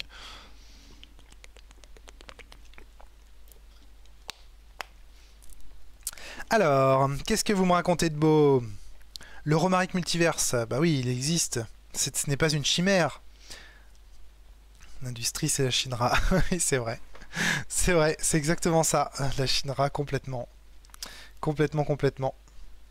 Je sais pas pourquoi, mais la Shinra, j'ai l'impression en plus que c'est vraiment très bien, parce que c'est, comme exemple, parce que c'est vraiment l'exploitation, c'est vraiment en fait, la rivière de la vie.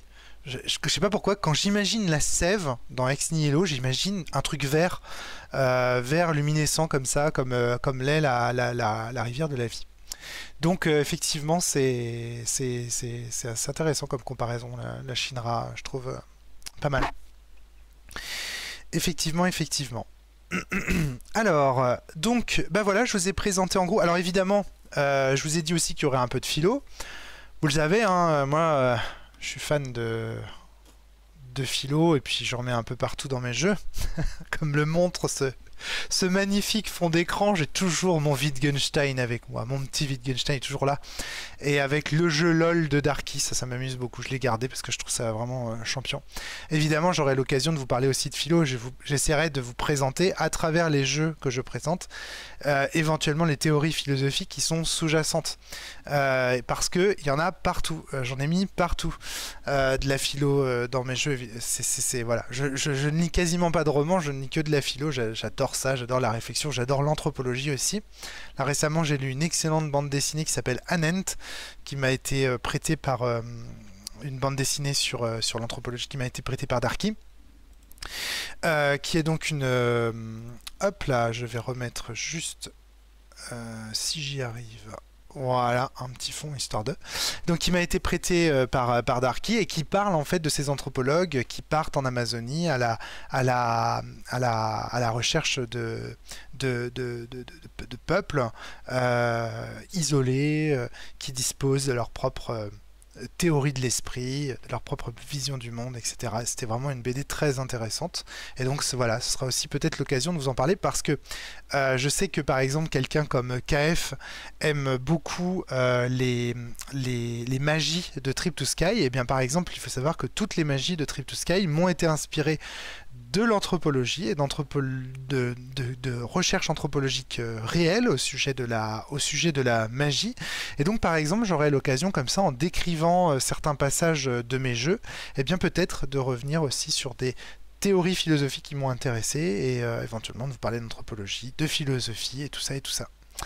Donc voilà. Alors, et bien voilà. C'est déjà pas mal, je vous ai présenté un petit peu où on allait avec cette chaîne. Je crois que j'ai rien oublié. Je vous ai dit qu'il fallait acheter le Rosaire écarlate de Natacha Forel ou pas? Ouais, je vous l'ai dit. Hein. Je vous l'ai dit. Voilà, il est beau, hein. Vous avez vu, c'est magnifique. Avec cette rose qui fait penser bien sûr à La Belle et la Bête. Voilà. Et regardez, les magnifiques plans d'Edward. Alors je sais pas du tout comment ça se prononce, Edward ton nom, donc je suis désolé, je dis Edward, je sais pas pourquoi j'ai envie de t'appeler Edward. Edward Folbert, qui nous a fait d'ailleurs une petite, et ça va me permettre une excellente transition vers le village, qui nous a fait d'ailleurs une petite remarque sur le village qu'on n'avait pas vu venir. Avec Darky, en fait, il faut savoir que depuis le départ, depuis en fait l'initiation du projet de l'application du village, on utilise un myriage pour comment dire, comme icône de l'application. Ce mirage, vous l'avez vu, hein, c'est celui qui a été partagé, que l'on voit dès qu'on charge le... Là, je ne peux pas vous le montrer, je n'avais pas préparé ce mirage. Mais c'est celui qu'on voit quand on charge l'application. Et en fait, donc, je sais, comme vous le savez, hein, Darky, il est pas du tout hostile à la génération d'images produites par des intelligences artificielles. C'est au contraire un domaine qui l'intéresse. Il a eu l'occasion d'en parler sur les podcasts de la cellule. En plus, quand il utilise de la génération d'images d'intelligence artificielle, il essaie d'utiliser comment dire, des modèles de génération qui sont éthiques, qui ne volent aucun artiste, etc. Mais, vous le savez, le débat est passionnant, complexe. Je ne vais pas rentrer dans les détails, mais en gros, avec Darky, on a un point de désaccord, hein, vous le devinez. Moi, je suis plutôt hostile, à vrai dire, à la génération d'images d'intelligence artificielle. Non pas en soi. Je trouve que c'est un procédé de création collective qui est très intéressant. C'est un outil qui est très intéressant, etc. Mais c'est un peu comme la télévision, si vous voulez. C'est un très bel outil. L'écran, c'est un très bel outil. Mais dans quelle société? Pour dire quoi? Pour quel message et compagnie? Et hélas, dans notre monde actuel, avec les moyens de production qui sont les nôtres, j'ai peur que les IA, enfin en tout cas les images générées par des IA, produisent des effets pervers et ôtent des créateurs, des créatifs de leur gagne-pain, de leur intérêt, poussent encore une fois les gens à aller vers des outils numériques au lieu de se diriger vers des vrais gens, de la vraie vie, et avoir des relations avec des vraies personnes. Ça, c'est mon point de vue. Voilà, donc avec Darky, on a un point de désaccord là-dessus. Néanmoins, quand l'appli a été développée, quand on a développé l'application avec Darky, on a tout de suite utilisé ce mirage comme icône de l'application, parce que Darky l'avait généré, et voilà. Et puis moi, en plus, le pire, c'est qu'il m'a proposé une sélection de mirages pour l'appli, et puis à ce moment-là, j'étais avec Soren, puis avec Soren, on a dit « Ah tiens, celle-là, elle est chouette ». On n'a pas donné notre accord à Darky pour l'utiliser comme il l'utilise en ce moment, mais tacitement on a validé le fait que le mirage était chouette, et voilà. Et puis en fait, l'application, nous avec Soren, on a eu l'habitude de l'utiliser, on l'a vraiment utilisé et tout, puis le mirage finalement nous est rentré dans les yeux, il a fini par devenir naturel, et quand l'application est sortie, moi j'avais complètement oublié en fait qu'il y avait cette problématique du mirage, et que le mirage était là. Et voilà. Et en fait, c'est Edward Fulbert, justement, donc celui qui a dessiné les plans du Rosaire écarlate et qui a également dessiné la magnifique carte de Trip to Sky que vous pouvez télécharger sur le forum du jeu. Je sais pas pourquoi Edward adore faire des plans, et nous, on adore faire appel à Edward pour faire nos plans. Donc du coup, voilà. Et donc Edward nous a signalé, il nous dit, mais attends, mais les gars, mais c'est un mirage ça. Et Darky dit bah oui, c'est un mirage. Darky pas choqué parce que Darky normal pour lui, on utilise un mirage. Mais moi je fais mais attends, du coup alors je contacte Darky, je dis mais attends, mais moi ça va pas du tout parce que je peux pas dire que je suis hostile au mirage et puis en utiliser pour Cetra, et puis en utiliser autant pour Cetra, c'est justifié parce que le jeu est une critique de l'intelligence artificielle et des mirages. Mais par contre l'utiliser dans le cadre d'un jeu vidéo comme Le Village, ça semblait complètement contre-intuitif, et donc Edward avait raison. Donc on en a discuté avec Darky, et en fait à ce sujet avec Darky, on aurait presque une émission à faire ensemble pour vous parler de comment progressivement le mirage nous est rentré dans les yeux, comment on s'y est habitué, comment finalement moi j'ai cessé de voir cette image comme un mirage, et quand le jeu est sorti, aucune problématique vis-à-vis de ça, ça m'est complètement sorti de la tête. C'était un angle mort complet, c'est ce que j'explique à Edward sur Twitter, un angle mort complet. J'avais complètement zappé que c'était un mirage et que ça pouvait être problématique. Et donc du coup, voilà, la vidéo la vidéo, n'importe quoi. L'application est sortie avec le mirage, et du coup, on s'est pris, on s'est pris les critiques qu'on devait se prendre, et c'était, enfin en tout cas moi que je devais me prendre, et c'était bien normal. Après, on aurait pu dire voilà, c'est l'application de Darky. Darky, il est libre d'utiliser ce qu'il veut, etc. Mais Darky a dit oui, mais non. Même si on pourrait faire ça, on pourrait dire que c'est mon appli puis c'est ton jeu. Ça va pas quand même parce que voilà. Je sais plus d'ailleurs quels étaient les arguments utilisés par l'un et l'autre à ce moment-là. Mais en gros, on a convenu que effectivement, c'était problématique que ce soit un mirage, et donc on allait le modifier.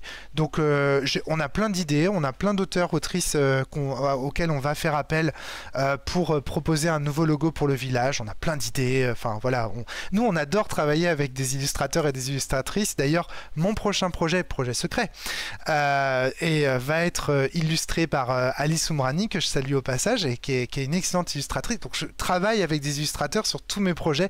Il n'y a que pour Cetra que je ne travaille pas avec un illustrateur. Et j'ai produit un nombre limité de miriages pour Cetra, pour que s'il soit limité dans le temps, enfin bref, j'aurai l'occasion d'y revenir. Mais voilà, moi je travaille toujours avec des illustrateurs, des illustratrices. Là récemment, là en ce moment, je suis en train aussi de travailler avec quelqu'un qui s'appelle Galan, qui donc pour faire des petites figurines pour mon projet secret. Voilà, j'en dis déjà trop. Et donc du coup, je travaille toujours avec des illustrateurs et des illustratrices. Donc vraiment, le coup du miriage, c'est vraiment un angle mort. Et n'allez pas croire que d'un coup, parce que je sais pas, parce que c'est une application, parce qu'on n'avait pas de moyens, on a fait un miriage quoi. Non, c'était pas ça. Même si c'est vrai aussi qu'on n'avait pas de moyens, hein, ceci dit. Mais non, on n'est pas comme ça. Enfin, en tout cas, je ne suis pas comme ça. Après, Darky, lui, ça le dérangeait pas, encore une fois, parce que lui, il est plus habitué. Il travaille dans l'informatique. Enfin, je sais pas, pour lui, c'est différent, quoi.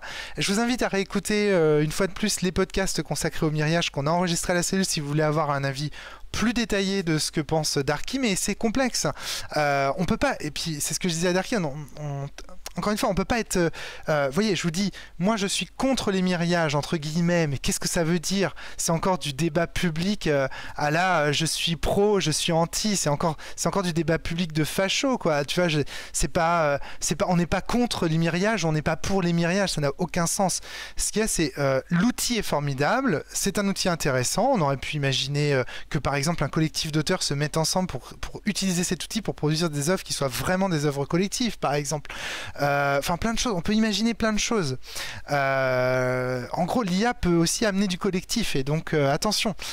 Mais dans l'état actuel, encore une fois, dans l'état actuel du monde, le monde tel qu'il est, moi, je ne peux pas, je ne veux pas m'inscrire pour le moment dans l'usage des miriages. Mais peut-être un jour, il y aura une façon éthique d'utiliser des miriages. Peut-être que Cetra est une belle illustration, peut-être, de la façon dont on peut se servir des miriages pour dire des choses, pour avoir un propos à défendre, mais utiliser un miriage pour créer une icône comme pour le village, ça m'allait pas. Darky, lui, il était ok avec ça, évidemment, puisqu'il l'a utilisé pour son appli et tout ça, mais moi, je n'étais pas ok avec ça. Ça a créé une discussion entre nous.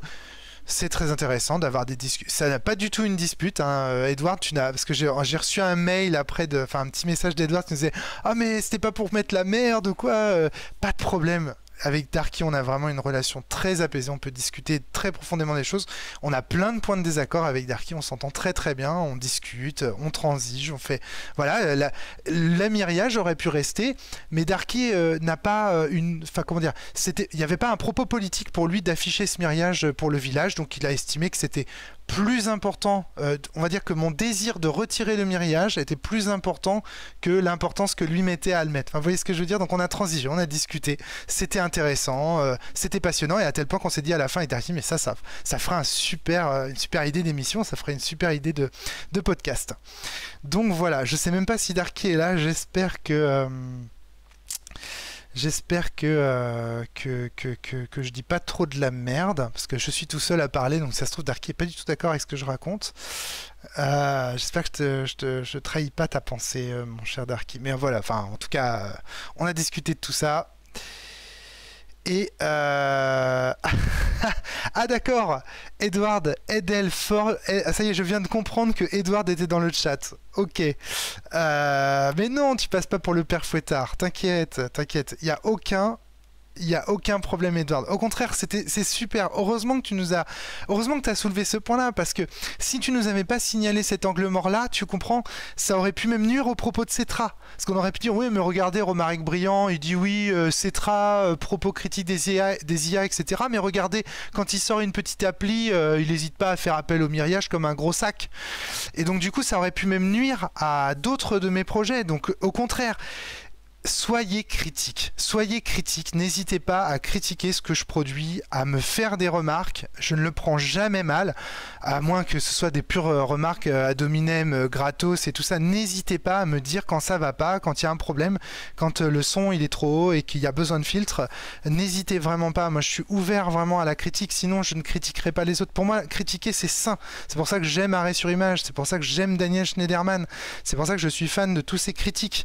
Et donc je ne vais pas vous empêcher de l'être. Et non, tu n'es pas un père fouettard. Au contraire, tu as fait une critique pertinente. Et merci beaucoup en fait. C'est pas du tout. C'est très bien. Merci. Voilà, c'est tout quoi. Point barre. Il n'y a rien d'autre à dire. Voilà. Alors, eh bien voilà, la transition est toute trouvée vers le village. Alors je voulais juste finir ce Twitch parce que quand même on est sur Twitch et que c'est sympa de montrer des parties de jeu aussi. Je voulais revenir avec vous sur le village éventuellement. Tu es chauve. Qui est-ce qui me dit que je suis chauve? Oui. Oui, je perds mes cheveux. Je sais pas si la remarque m'était habituée. On me dit que je suis habitué au shitstorm. Voilà. Oui, je suis habitué au shitstorm. Et puis, vraiment, je les crains pas, c'est pas grave. Parfois, je les mérite aussi. Voilà, c'est ok. Ah oui, Das Mask fait référence à Abattez la citadelle. C'était génial ce truc. Mélenchon Oh, putain, il y a trop de trucs à raconter. Voilà, n'hésitez pas à poser vos questions. Voilà, là j'ai fini la première partie de ce Twitch. Je voulais vous présenter un peu l'objectif de la chaîne, c'est chose faite. Là maintenant, j'ai envie de dire, si vous êtes fatigué, n'hésitez pas à aller vous coucher, ça va peut-être être moins intéressant. Je suis un très bon vendeur, hein, vous avez vu. Je sais absolument pas me vendre, c'est une catastrophe.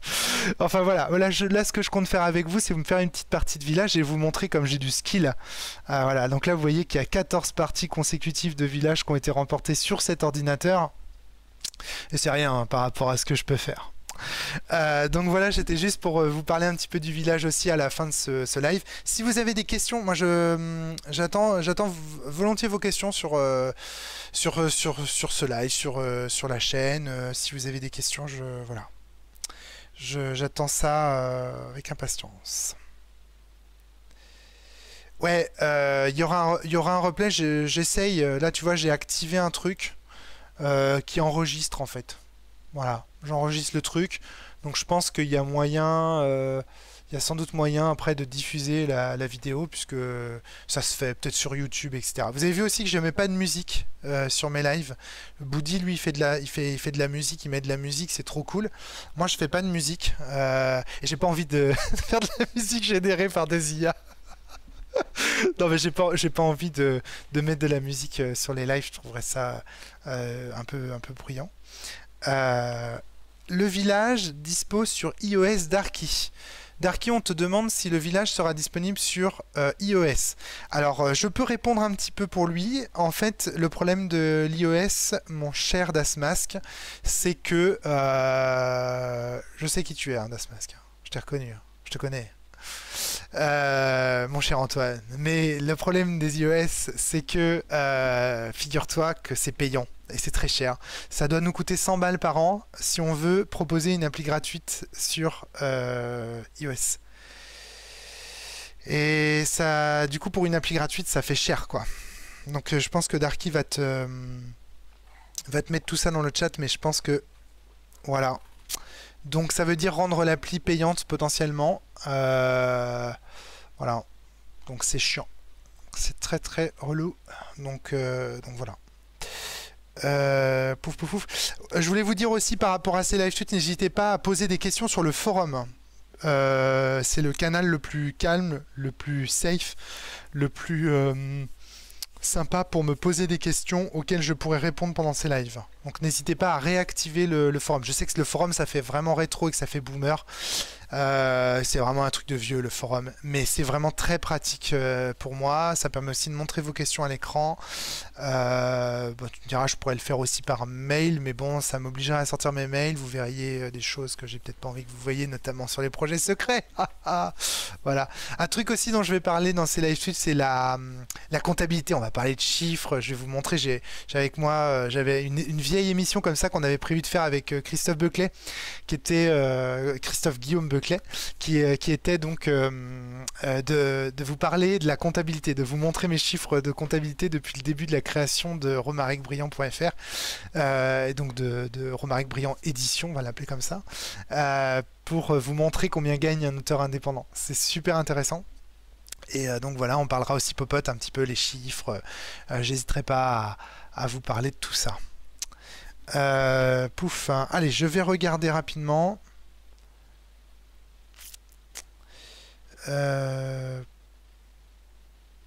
Tac. Ah oui, on vous parlait du business model potentiel de l'application sur iOS. Donc il faudrait dégager 100 € par... c'est absolument impossible. On peut pas faire ça. On peut pas dégager 100 balles avec une application comme ça. Même en proposant des publicités et tout, on avait pensé à ça potentiellement, faire un bandeau publicitaire sur le village. Ça paraît quand même compliqué. Hein. Ça paraît très très compliqué. Hein. Dégager 100 € par an avec le village, ça me paraît vraiment très très dur. Très très très dur. Donc à mon avis, il n'y aura pas d'iOS. Hein. Il y aura pas de... On trouvera pas ça sous Android. Voilà, je vous parlerai peut-être un petit peu de Magic aussi dans ces live Twitch, parce que j'aime beaucoup Magic et que j'aurai des choses à vous raconter. J'ai des copains Magic, je fais de la compétition Magic, donc c'est un jeu qui m'intéresse, même si voilà, il peut être aliénant. Voilà, on a le droit aussi d'avoir ces petits plaisirs aliénants, c'est pas un problème. Voilà, voilà. Je vois qu'il n'y a pas de questions, donc apparemment j'ai été très clair, parfait, donc c'est parfait. Merci beaucoup hein, à vous tous et toutes d'être présents dans ce live Twitch, je le redis, c'est trop sympa de votre part d'être venu me soutenir pour cette première, c'est trop cool, vraiment 100 fois merci quoi. Allez c'est parti, je vais vous parler un petit peu du village. Alors... Donc là, on passe à une deuxième partie. Encore une fois, si vous êtes fatigué, n'hésitez pas à aller vous coucher. Ouais, ceux qui veulent rester, vous restez. Ça va être un petit peu plus décontracté. Alors, je voulais vous parler du village aujourd'hui. Alors, je ne sais pas si vous avez vu, mais on a produit avec Darky 4 vidéos. Une vidéo explicative donc des règles du village. Une vidéo qui vous montre une partie avec une stratégie donnée qui est celle de Darky qui consiste à aplanir des modes, ce qu'on appelle aussi entre nous la stratégie du coin. Une troisième vidéo avec ma propre façon de jouer, c'est-à-dire de dégager les cartes du centre. Et enfin, une vidéo plus stratégique dans laquelle on est revenu sur quelques éléments pour améliorer, muscler un peu son jeu, comprendre un petit peu plus les enjeux du village. Alors aujourd'hui, je vais vous rappeler rapidement, très rapidement, je vais vous rappeler les règles du jeu pour celles et ceux qui vraiment débarqueraient. Donc là, tac. Je mets le jeu en mode frisé. Donc je vous rappelle qu'il existe dans le village 4 types de mines. 4 types de mines. Les mines de pique qui font, donc quand on retourne une carte du village, donc je vous rappelle que ici, donc un état autoritaire a miné votre village. Le village est composé donc de 20 cartes. Les 20 cartes sont votre village. On peut imaginer que ça, c'est le nord du village, ici. Vous voyez ma souris, hein, logiquement. Et que ici, c'est le sud du village. Et donc, en fait, que vous allez avancer dans le village au fur et à mesure. Avancer dans le village, c'est retourner une carte. Et donc, retourner une carte, ça veut dire prendre le risque de faire exploser une mine, parce que ce village a été miné par un état autoritaire. Votre objectif est de retrouver les figures qui se trouvent dans ce village. Donc vous devez libérer les 12 figures. Heureusement, certaines d'entre elles ont eu le temps de s'échapper dans la colline. Quand vous avancez dans le village, vous avez donc le risque de trouver un villageois. Ça, c'est cool. Parce que quand vous trouvez un villageois, vous avez le droit de regarder une carte face cachée. de la retourner face cachée. Si vous tombez sur une mine, eh bien vous faites exploser les cartes autour de la mine. Mais en fonction de la mine, pas de n'importe quelle manière. Une mine de pique, par exemple, si vous retournez cette carte, si vous avancez sur cette case, vous faites péter la case du haut et la case du bas. Et si malheureusement, quand vous faites éclater la mine de pique, vous faites exploser un villageois, imaginons par exemple qu'on soit comme ça, vous faites exploser la mine de pique, le villageois explose, vous avez perdu.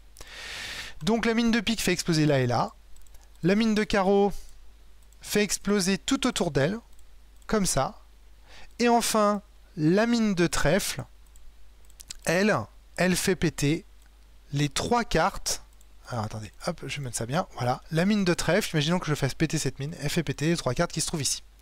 Alors pour retenir, je sais que certaines d'entre vous ont du mal à retenir les cartes, les mines, ce que font les mines. C'est très simple. Le trèfle fait péter en trèfle. Vous voyez, ça c'est un trèfle, ça. On voit le trèfle là. Hop, hop. Le carreau, bah, il fait péter en carré. Le carreau, logique. Le carreau, imaginons que ce soit, voilà, tac, imaginons que ce soit du carreau comme ça, bah lui il fait péter en carreau. Vous voyez, c'est très simple.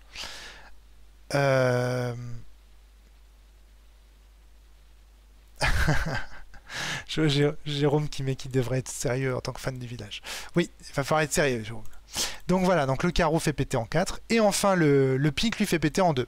Alors à la base, le pic ne devait faire péter qu'en 1 au-dessus, mais pour des raisons d'équilibrage, il fait péter en 2. Donc voilà, j'espère que ces petits moyens mémotechniques vous aideront à retenir la manière dont les cartes explosent en fonction des mines que vous trouvez dans le village. Voilà. Alors maintenant, donc j'ai eu l'occasion de revenir. Je vous invite à aller voir la vidéo sur les différentes stratégies dans le village. Mais il est clair que le village, c'est un jeu de stratégie et de réflexion et de calcul en réalité. C'est une réussite, ce qu'on appelle, elle s'inscrit dans la tradition des réussites, c'est-à-dire que vous pouvez y jouer évidemment avec un jeu de 52 cartes, donc ça signifie que vous retirez le joker. Et c'était une réussite qui est très technique parce qu'elle implique de faire des calculs statistiques sur les probabilités d'explosion des figures et des différentes cartes. Vous avez néanmoins une part de chance aussi. Parce qu'il y a des villages qui sont faciles. Par exemple, il va y avoir qu'un seul villageois qui va être caché parmi ces 20 cartes. Et donc tous les autres villageois vont avoir fui dans la colline. Donc c'est facile de sauver une personne. Par contre, si vous avez 10 villageois par exemple dans le village, moi ça m'est arrivé de sauver jusqu'à 7 ou 8 villageois au cours de mes runs, eh bien ça va être beaucoup plus compliqué, beaucoup plus technique. Donc il y a aussi une part d'aléa. L'objectif du jeu, c'est de remporter des victoires consécutives, des victoires successives. Sauver un village, c'est facile. Et honnêtement, même au hasard, il peut arriver, franchement, en cliquant au hasard, bon là j'ai perdu comme une merde, mais il peut arriver, franchement, que même en cliquant au hasard, on sauve un village.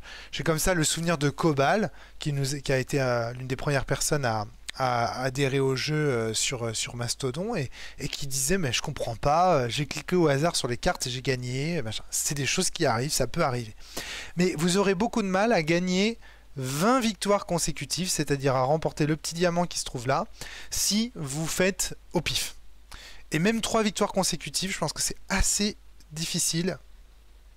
De les faire, si vous jouez au pif.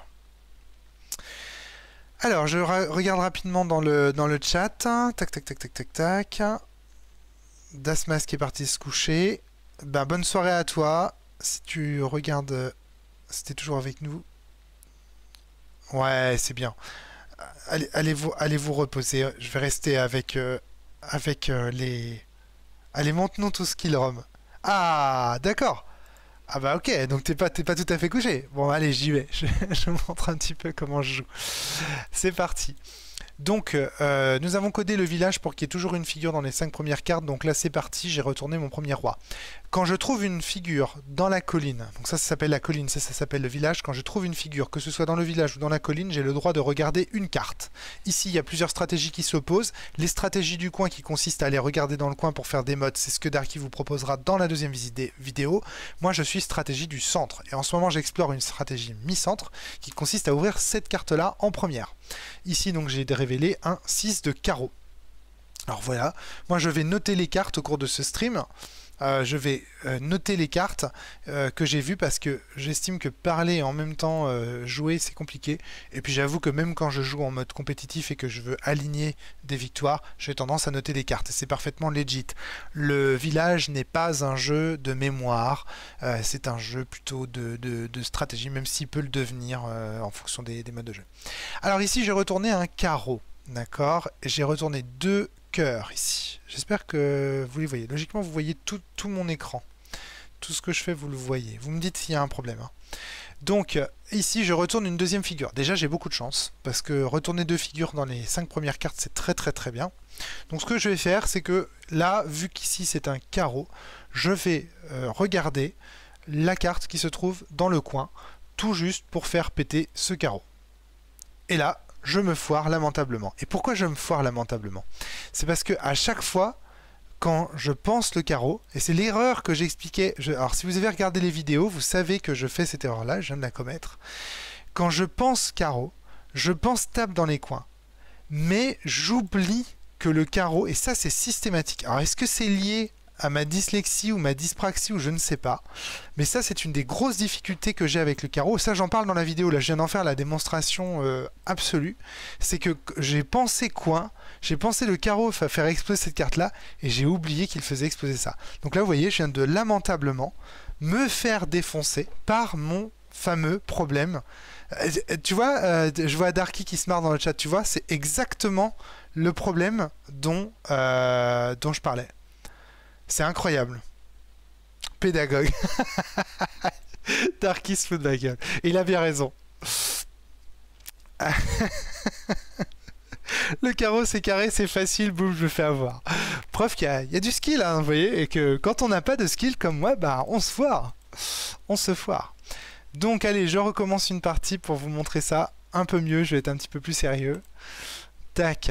Donc là, je retourne du cœur. C'est génial, moi j'adore ça. Ça me fait rire. Être ridicule, ça. Et c'est là que je suis fan de Marcus. Parce que Marcus avait. Il y avait un fan de Marcus sur son forum. Je suivais le forum de Marcus à l'époque. Qui lui avait écrit cette phrase. Ce qui ne vous tue pas vous rend plus fort. Le ridicule ne vous tue pas. Donc, le ridicule vous rend plus fort.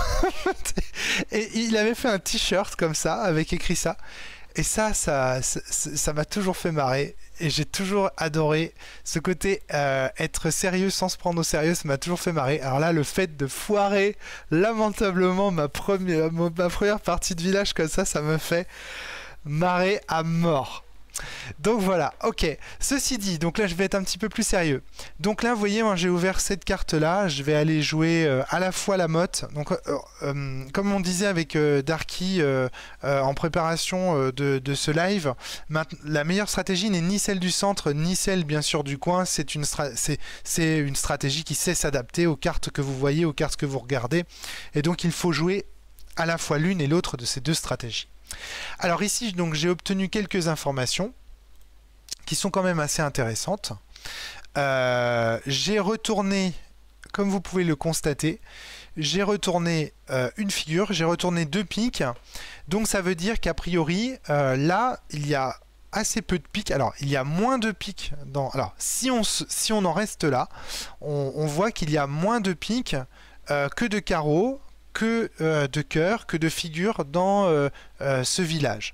Donc là, potentiellement, quand on voit deux pics comme ça de sortie, moi j'ai tendance à me dire, et en voilà un troisième, j'ai tendance à me dire qu'il y a assez peu de pics dans le village. Ou en tout cas, les statistiques, si je retourne une carte au hasard là, le fait que j'ai sorti 2 pics, ça fait que j'ai moins de chances, et ça c'est sûr, j'ai moins de chances de tomber sur un pic. Ça semble logique. Donc du coup, Ah, merci Darky, t'es trop sympa. Darky me dit que c'est une belle réussite pour un premier live. Je te remercie beaucoup. Mais merci à toi aussi pour tout ce que tu fais pour moi, hein, parce que vraiment, sans Darky, il n'y aurait pas eu... Voilà. C'est le moment Darky, là. C'est le moment de dire tout ce que Darky, en fait, apporte à la cellule, tout ce qu'il apporte, en fait, à romaricbriand.fr. Enfin, j'ai une dette immense envers Darky. Il faut savoir que c'est lui qui a fait tous les jolis sites, là, que vous voyez, que ce soit Vademecum, que ce soit romaricbriand.fr, que ce soit le fameux site de Sens, c'est lui qui a tout fait. Le village, c'est lui qui a codé. Voilà, enfin, il est derrière. À chaque fois qu'il y a un problème sur le forum, de login, de machin, il est derrière, il est réactif. Il est toujours là pour moi. Vraiment, Darky, mais qu'est-ce que je ferais sans mon Darky? C'est mon valet de trèfle. Comme si vous connaissez le Val, vous savez ce que ça veut dire. C'est vraiment celui qui est dans l'ombre et qui fait plein de choses pour romaricbriand.fr, pour la cellule. Voilà. Et donc, par exemple, pour ce live Twitch, eh ben, je l'ai préparé avec lui. C'est lui qui m'a montré comment me servir d'OBS, qui est donc le logiciel qui sert en fait à streamer ces lives. Donc voilà, Darky, t'es mon super copain, je t'aime d'amour, vraiment, je veux le dire là en live devant tout le monde. Voilà, c'est un mariage d'amour, vraiment. Darky, il est extraordinaire, c'est un graphiste incroyable. Et d'ailleurs, il a aussi, je vous en parlais là, sa propre boutique, hein. Il fait des petits strips, des petits comics, il faut le suivre sur Instagram, il faut le suivre sur Twitter. Et il a notamment un livre en ce moment qui sort et qui marche très bien, qui s'appelle Estampillage, dans lequel il détourne des fonds antiques qui sont donc des gravures antiques ou des gravures par exemple de Gustave Doré ou ce genre de choses pour en faire des mèmes internet, quoi, hein, en gros, pour faire simple. J'ai pas pris le livre avec moi, j'aurais dû, mais voilà. Donc Estampillage, vous faites une recherche là-dessus, c'est édité. Rappelle-moi le nom de l'éditeur, Darky, dans le chat, s'il te plaît. Je me souviens plus des éditions. C'est les éditions Lapin, non? C'est pas ça? Rappelle-moi l'éditeur, c'est important. Et puis voilà, donc c'est incroyable. Et il faut savoir aussi que si Trip to Sky est illustré comme il est illustré par des fonds antiques, justement, des belles gravures de Gustave Doré et compagnie, eh bien c'est aussi grâce à Darky. Parce que c'est lui en fait qui, lorsqu'il faisait le projet Estampillage, m'a donné tous ces liens vers les gravures qui lui faisaient beaucoup penser au Val, et du coup c'est lui qui a fait la mise en page des couvertures de Trip to Sky par exemple et tout ça en préparation justement de ce projet Estampillage. Donc voilà, si vous voulez soutenir Darky, c'est lui aussi, il est auteur alors pas de jeux de rôle indépendants pour le coup, mais il est auteur et donc il est édité chez les éditions Lapin, c'est bien ce qui me semblait, je m'étais pas trompé. Donc voilà, n'hésitez pas à aller acheter Estampillage, à aller voir Estampillage sur Instagram, à suivre ce qu'il fait, parce que c'est vraiment super bien. Et vous voyez hein, ce qu'il fait comme le village, c'est toujours bien fait, c'est toujours bien léché, c'est bien fini, donc voilà, foncez. Allez, je reprends ma petite partie de village. Donc là, vous voyez, j'ai encore retourné un pic. Donc là, vraiment, on dirait presque une incitation à faire des portes de pic. Alors, il faut savoir qu'il existe des portes dans ce qu'on appelle des portes, enfin ce que j'appelle des portes dans le village. Ce sont des figures qui offrent une statistique favorable, on va dire, enfin, qui offre de bonnes chances de ne pas perdre, de retourner une carte sans perdre. Alors je vous les montre. Voilà ce que j'appelle une porte de pique, c'est ça. Imaginons par exemple, donc vous oubliez que cette carte-là on ne la connaît pas et vous imaginez que c'est un 6 de trèfle. Et bien ça, en fait, vous obtenez ce qu'on appelle une porte de pique. Pourquoi? Parce que si je retourne cette carte-là et que c'est un pique, et que ici c'est une figure, là j'ai perdu. Mais c'est une porte de pique parce que c'est le pique et la seule mine qui peut me tuer en ouvrant cette porte là. Ok, ça c'est une porte de trèfle ici, parce que la seule carte qui peut me tuer c'est un trèfle. En effet, si c'est un carreau ici que je retourne, il n'y a que le 9 de cœur qui va exploser. Si c'est un pique, il n'y a que le 6 de trèfle qui explosera. Si c'est une figure, rien n'explosera et j'obtiendrai une information. Si c'est un cœur, rien n'explosera et j'obtiendrai une information. Par contre, si c'est un trèfle, j'ai de grandes chances de faire péter cette carte-là, la carte qui est à côté. Et là, il y a deux options. Soit c'est une figure, auquel cas j'ai perdu la partie, soit ce n'est pas une figure, auquel cas j'ai seulement révélé un trèfle et une carte que je ne connaissais pas. Et donc dans tous les cas, si je retourne un trèfle et que ce n'est pas une figure, j'ai fait un double gain, j'ai retourné 2 cartes. Par contre, si c'est une figure, j'ai perdu. Alors, environ, à la louche, quand on retourne une carte de trèfle comme ça, on a une chance sur 19, une chance sur 20. Quand on ouvre une porte de trèfle, donc si par exemple ici je me donne une porte de trèfle, quand je clique ici, j'ai à peu près une chance sur 20 de perdre. C'est-à-dire que ce soit à la fois un trèfle et une figure à côté. Donc c'est quand même une chance très limitée. Mais c'est une chance quand même de perdre. Donc c'est risqué d'ouvrir une porte. Mais c'est intéressant. Ça, c'est une porte de trèfle. Et enfin, la porte de carreau, je vous la montre en bas. Ça, c'est une porte de carreau. Pourquoi? Parce qu'il n'y a que le carreau qui peut me mettre en danger. Donc là, si c'est un trèfle, ça fait péter ça et ça, je m'en fous. Si c'est un pique, ça fait péter ça, je m'en fous. Si c'est une figure, je regarde. Si c'est un cœur, il ne se passe rien. Donc il n'y a que le carreau qui menace ça. Donc en gros, les portes vous permettent d'avoir des petits coups comme ça. Quand vous êtes dans la mouise, ça vous permet d'ouvrir des possibilités avec une chance de perdre d'une chance sur 20 uniquement.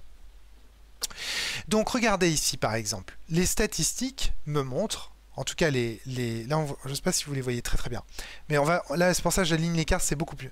Regardez, il y a déjà 3 piques de sortie. Donc il y a moins de chances, chacune de ces cartes a moins de chances d'être un pique que d'être un carreau par exemple. Donc ici faire une porte de carreau n'est pas très intéressant, parce que faire une porte de carreau, les statistiques sont favorables au carreau. Il y a de grandes chances pour qu'il y ait un carreau dans ce village, donc c'est pas intéressant. Par contre là ce qui va être intéressant, c'est de créer une porte à pique, une porte de pique. Donc ce que je vais faire, c'est qu'avec la prochaine figure que j'obtiens, qui est donc un roi de cœur, je vais regarder cette carte là. Là, je vois qu'il s'agit d'un trèfle. Donc ici, j'ai une magnifique porte de pique. Donc là, je peux potentiellement, si je le désire, cliquer sur cette carte-là et prendre une chance sur 20 de perdre pour obtenir un gain. Mais là, regardez, il me reste encore 23 cartes. Est-ce que j'ai vraiment... Ça va, j'ai encore du temps dans cette partie, je ne suis pas en retard. Est-ce que j'ai vraiment intérêt à ouvrir cette porte? Eh bien la réponse est non. Moi, alors c'est personnel, j'ai pas de calcul mathématique qui le montre. Mais moi, à titre personnel, je compte le nombre de cartes que je ne connais pas. Et ici, le nombre de cartes que je ne connais pas dans le village, c'est 18. Donc avant d'ouvrir une porte comme celle-là, j'attendrai d'être arrivé à 18 ici pour ouvrir la porte. Donc là, je ne vais pas le faire. Voilà, tout simplement. Regardez, là j'ai beaucoup plus simple à faire. Regardez cette carte-là, et donc prendre ce que Darky appelle une certitude, c'est-à-dire qu'ici je suis sûr, j'ai fait une motte, ce que Darky appelle une motte, là il y a un trèfle, là il y a un trèfle, donc ici si je clique ici, je n'ai absolument aucune chance de perdre. Si c'est un pique, ça fait péter ça, je m'en fous. Si c'est un carreau, ça fait péter ça, je m'en fous. Si c'est un trèfle, ça fait péter ça, je m'en fous. Allez, j'y vais, je retourne. Et coup de chance, eh bien je retourne un valet de trèfle. Ça va, vous suivez? Mais du coup, les portes, ça marche que pour les coins, point d'interrogation. Alors, principalement, en début de partie, c'est ce que te répond Jérôme, et il a tout à fait raison. Les coins, effectivement, les portes en début de partie ne marchent que dans les coins. Mais on verra que tu peux construire des portes au cours de la partie à d'autres endroits. Imaginons par exemple, Gwendal, que tu te retrouves dans cette position-là au cours de ta partie. Tu te retrouves avec une position comme ça. Tac. Tiens, on va la mettre là, ça va être mieux. Tu vois, tu as retourné toutes ces cartes-là. Tac.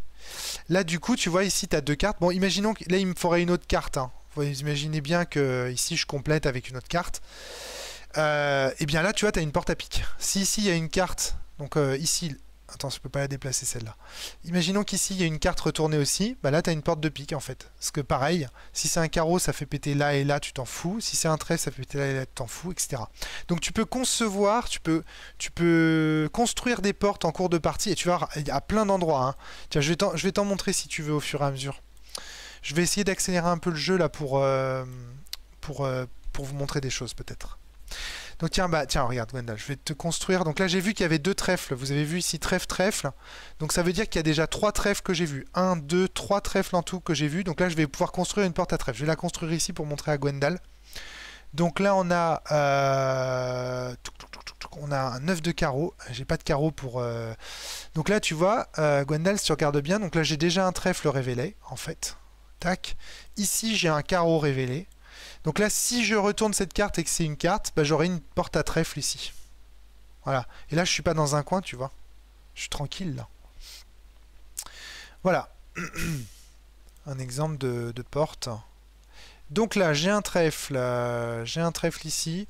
J'ai un carreau là. Écoutez, ce que je vais faire, ça va être beaucoup plus simple. Tant pis, c'est un peu un coup de perdu, mais je vais faire ça. Je vais faire péter en fait les cartes de façon à ce qu'elles soient révélées.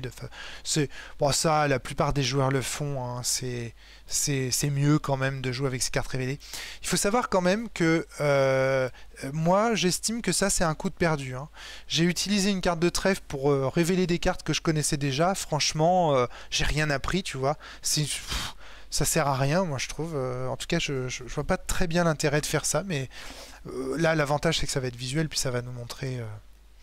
Bon, voilà. Donc là, par exemple, Gwendal, je te montre concrètement.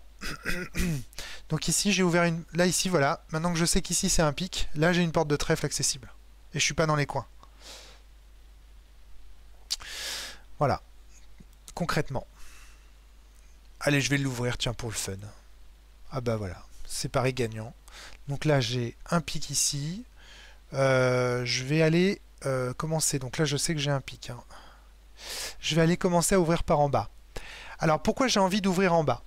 Donc une des stratégies optimales en fait au village, c'est toujours de faire en sorte que chaque carte que vous puissiez retourner dans la colline soit utile.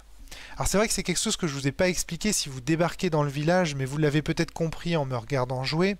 Chaque couleur vous permet, si elle est retournée dans la colline, d'interchanger 2 cartes. Le pic va vous permettre d'interchanger 2 cartes en colonne. Donc là par exemple avec un pic je pourrais inverser ce 4 de trèfle et ce 9 de trèfle par exemple, ou ce valet et ce 9, etc. Je pourrais les inverser. Le 9 se retrouvera à la place du valet et le valet à la place du 9.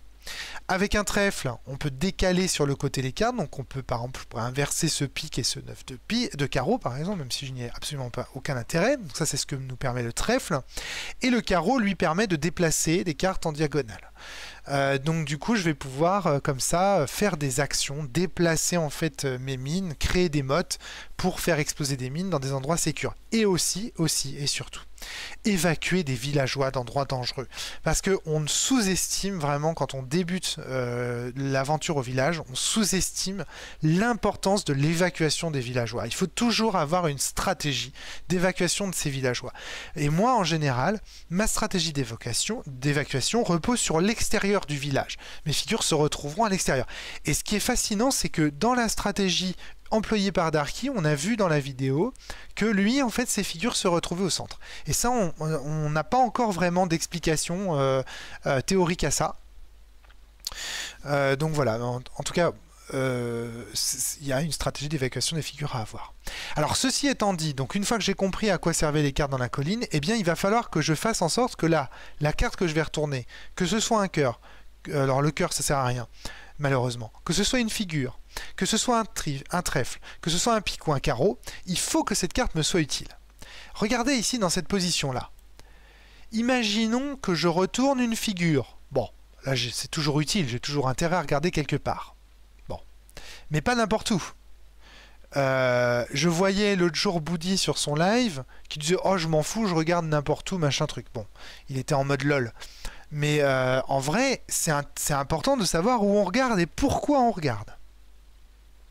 C'est hyper important. Voilà, par exemple, alors pourquoi là? Par exemple, ici, j'ai une dame de pique, concrètement. Je peux regarder quelque chose. Il faut que je regarde une carte qui m'ouvre des possibilités de jeu avec les cartes suivantes. Donc là, je vais commencer ici, par exemple. Si ça n'avait pas été une figure, si ça avait été une autre carte, imaginons un 3 de trèfle, bah, j'aurais eu intérêt à laisser ça comme ça, parce que en cas de trèfle, je pouvais déplacer mon trèfle pour ouvrir un œil au centre ici. Oui, je montre encore l'écran. J'ai l'impression que vous êtes avec moi. Oui, c'est compliqué à expliquer là. Comment je pourrais vous expliquer ça? En fait, il faut regarder des cartes qui nous donnent des possibilités de jeu. Et là, moi, mon intérêt, c'est de construire la canne de Feldon. Ce que j'appelle la canne de Feldon, qui est une... Oui, tu sais pas où regarder, Boudi, nous dit-il. Et ça, c'est vraiment hyper important d'avoir une stratégie de regard. Tu dois construire, en fait, et il faut que tu saches où regarder, justement. Il faut que tu construises une stratégie pour regarder. Par exemple, tu vois, moi, j'essaye de regarder. J'ai montré l'autre jour dans les vidéos sur YouTube, j'ai montré mes différentes clés, mes différentes formes que je voulais essayer d'avoir. Et là, par exemple, ici, j'ai envie de regarder ces deux cartes-là, moi, Boudi. Parce que si je vois ces deux cartes-là, imaginons que je sois dans cette situation-là, regarde. Je sais ce que c'est. Je sais que c'est pas des figures, en l'occurrence. Eh bien, si j'ai un pic, je vais pouvoir descendre mon œuf de cœur, là. Et du coup, mon œuf de cœur étant descendu, je vais pouvoir ouvrir cette carte-là. Si mon œuf de cœur descend. Parce que du coup, je serai dans une position de motte. Comme ça. Si je descends le œuf de cœur là. Donc le pic est actif, si je regarde ces deux cartes-là. Bien. Maintenant, si j'ai toujours ces deux cartes-là d'ouvertes, le carreau, il est actif aussi. Parce que je peux déplacer mon œuf de trèfle et le mettre au même endroit. Pour produire la même motte. Et si j'ai un trèfle, je peux déplacer ici mon 3 de trèfle par exemple pour construire une porte à carreaux ou déplacer mon 2 de cœur sur le côté aussi pour construire une porte à carreaux. Donc toutes mes en regardant ces cartes là, eh bien je donne un potentiel actif, je sais pas comment dire, je rends active les cartes de la colline. Et ça, c'est hyper important. Regardez là, regardez n'importe comment. Il faut surtout pas faire ça. Il faut avoir une stratégie dans votre regard. Il faut savoir où mettre votre œil. Donc là, je vois que c'est un 3 de carreau. C'est intéressant. Hein, il y a très peu de carreaux pour le moment dans la colline. Donc là, le 3 de carreau, il fera péter ça et ça. Lui, il est très menaçant. On y va. Donc là, du coup, j'ai un 3 de carreau ici. Alors là, on va commencer à se prendre la tête. Si vous avez des conseils dans le chat, je prends. Hein. N'hésitez pas à proposer vos stratégies. Alors, donc j'ai un 9 de carreau ici. Bah, je peux descendre éventuellement le 9 de cœur, là. Le mettre ici. Comme ça, j'aurai une porte à trèfle. Ce serait une première possibilité. Mais j'aime pas trop cette solution, pour deux raisons. La première, c'est que du coup, je remets en danger le valet de trèfle, en lui réimportant une carte inconnue juste sous ses pieds. J'aime pas ça. Deuxième élément, j'aime bien le 9 de cœur ici pour le moment, parce que je sais que j'ai un 2 de carreau ici. Et le 2 de carreau, il fait péter cette carte-là et cette carte-là. Et aussi celle-là et celle-là. Je ne l'oublie pas cette fois. Donc là, du coup, j'aurais tendance à comment dire... ne pas descendre le 9 de cœur. En fait, ce que je vais faire, c'est que je vais plutôt descendre le 9 de trèfle ici. Alors vous allez me dire quel intérêt. Là, je mets en danger mes deux figures, évidemment, c'est nul. Le trèfle, le pic, est-ce qu'il est intéressant là? Oui, le pic peut être encore intéressant. Le pic peut être intéressant dans cette situation pour monter le carreau là et faire péter, pour désactiver cette mine de carreau, même si encore une fois c'est pas très utile de la désactiver. Ce qui compte c'est de savoir qu'elle est là. Je vais quand même la laisser là. Alors là, vous allez me dire, mais il est complètement con. Il met en danger ses villageois. C'est complètement débile ce type. Mais en fait, si j'ai un pic, je peux la monter là et faire péter là. Donc, bon. En fait, moi j'aime bien aussi parfois mettre des cartes connues en œil de façon à me rappeler que je les connais. Ça c'est bon, c'est un trick personnel complètement débile, mais voilà. Alors, ici, donc j'ai toujours pas monté mon carreau. Bah moi, avec ce trèfle, je vais faire ça. Alors là, on voit que là déjà, j'ai la possibilité, hein, vous voyez, avec le trèfle, de pouvoir déplacer le carreau sur le côté, ici, et de faire péter là et là. Je pourrais faire ce choix, qui consisterait tout simplement à révéler cette carte. Mais je préfère en faire un autre. Je suis sûr que par exemple un Darky ferait ça. Il utiliserait son trèfle pour mettre son carreau là, de façon à le faire péter là. Parce que lui, ce qui l'importe, c'est de retourner un maximum de cartes dans les villages. Pas moi. Moi, ce qui m'importe, c'est d'abord de mettre mes figures en sécurité. Donc là, hop, cette dame, je vais la déplacer ici pour qu'elle soit en sécurité, parce que je la trouve menacée par cette carte-là. Voilà. Donc là, je sais pas, je pense que ça a déjà... Je sais pas si vous êtes d'accord avec ça dans le chat, hein, mais moi, j'ai tendance à faire ça. Alors là, ici, donc on a un carreau. Carreau, est-ce que j'ai quelque chose d'intelligent à faire avec?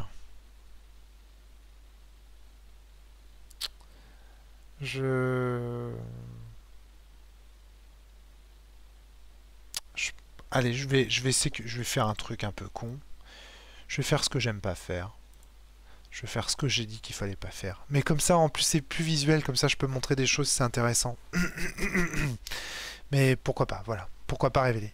Alors là, voilà, là j'adore. Alors là, vous voyez, je suis dans une situation où... là, j'adore.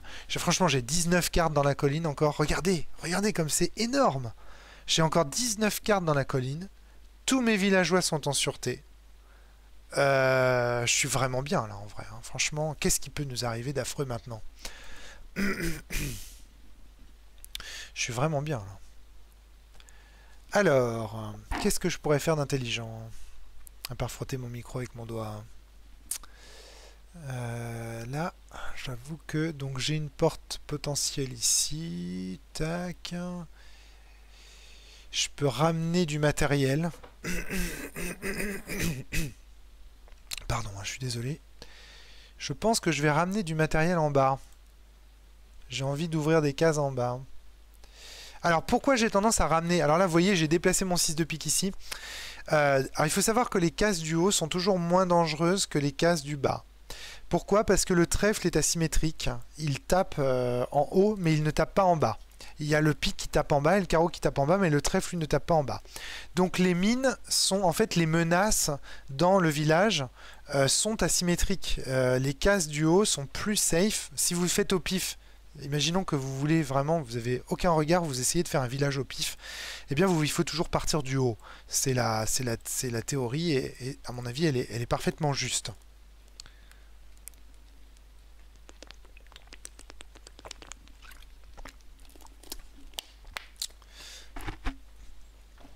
Ok. Donc du coup, ici, je vais déplacer le carreau vers le bas, je vais aller ramener du matériel en bas, parce que je veux en fait sécuriser les zones là, la zone du bas, c'est la plus dangereuse. Donc dans la stratégie du centre, on va chercher à éliminer le plus rapidement possible. En fait, la stratégie du centre fait toujours ça. Enfin, en tout cas, la mienne consiste toujours d'abord par sécuriser cette zone, puis procéder en spirale. Puis ensuite, on va dans cette zone-là, puis ensuite, on remonte pour finir à la fin sur des statistiques qui sont plus intéressantes. C'est quoi la stratégie du chien? Le chien qui amasse. Je vois ça dans le chat, je lis ça. Jay.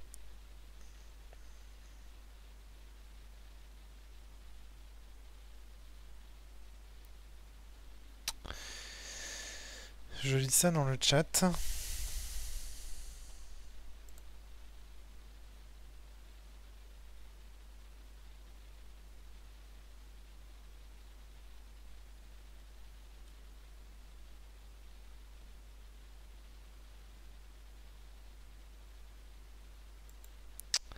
Tu peux me dire ce qu'il en est, Jay, sur le chien qui amasse? Tasser les figures sécurisées dans un côté. D'accord, ok. Ok, ouais, effectivement, il y a un côté comme ça. Ouais, je vois ce que tu veux dire quand tu dis le chien qui amasse. Effectivement, il y a un petit côté comme les chiens quand ils ont fini de chier, qui grattent pour virer les les trucs sur le côté ou je sais pas quoi. Ouais, il y a vraiment, moi j'ai cette sensation de creuser pour virer en fait les cartes effectivement sur le côté comme ça. Donc moi je ramène du matériel en bas ici pour effectivement repartir sur le côté. Perso, j'aime pas, nous dit Bouti. Faudrait que tu m'expliques ça. Pourquoi t'aimes pas trop faire ça? Donc là en fait ce que je vais faire ici maintenant que j'ai ramené du matériel en bas, c'est que je vais regarder donc toujours pareil dans la perspective de la Feldenskane aller chercher donc ici. Donc rapidement, ce que j'appelle la Feldenkrais, c'est une forme. Alors comment je pourrais la montrer? Je voulais la montrer là comme ça sur le côté. C'est une forme qui fait comme ça. C'est le F. Ça ressemble un peu au F de Facebook, mais j'aime pas trop cette comparaison parce que en gros, ça ressemble un petit peu à ça. Tac, vous avez trois cartes et la canne de Feldon est comme ça, quoi. Tac.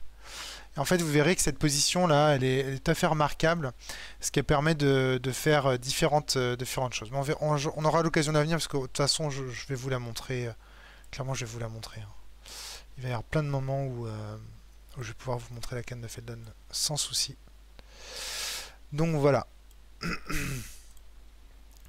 Ok, donc là, j'ai vu un trèfle qui se situait juste en dessous. Donc là, regardez, c'est très intéressant. Je suis dans une situation dans laquelle le pic me permet de descendre ici et de faire un œil. Le trèfle va me permettre potentiellement de rien faire du tout. Ça, c'est un peu nul, hein. J'ai pas grand chose à faire ni avec le trèfle ni avec le carreau. Pour l'instant, je suis pas très bien en vrai. Alors si, le carreau, je peux faire ça, effectivement. Je peux faire ça. Donc là, j'ai un trèfle, j'ai un carreau. Donc là, j'ai fait un œil en bas. Je le regarde. C'est un pic. De toute façon, il n'y avait aucun risque. Hein, parce que là, je sais que c'est un trèfle. Voilà. Donc là, je continue tranquillement ma route. 3 de cœur. Voilà.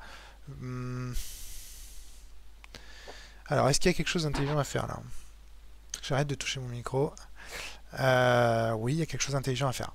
Alors, un mauvais joueur ferait la chose suivante. Il ferait... c'est probablement d'ailleurs... Je suis désolé, c'est probablement ce que ferait Darky. Déplacer en fait, dans la stratégie de la motte, il déplacerait en fait cet as de pique dans la position là pour faire péter le 3 de trèfle. Mais c'est évidemment pas ce qu'il faut faire ici. Hein. Ce qu'il faut faire, c'est déplacer ce trèfle là pour faire exploser cette carte-là que je ne connais pas. Hein. Vous avez vu un petit peu ce tricks. Ça, c'est important hein, de bien maîtriser ça, de bien comprendre en fait que la motte, c'est quelque chose qui peut vous piéger aussi. Dans certaines situations, vous pouvez vous faire piéger par... Le problème de Darky, je pense que c'est qu'il joue tellement automatique à la fin qu'il y a des coups comme ça qu'il perd. Il y a notamment à un moment donné dans la vidéo, il perd un coup comme ça, et où je lui dis mais là tu viens de perdre un coup, et j'ai pas le temps de développer, et voilà, là on l'a bien vu. C'est un coup de ce genre là, quoi.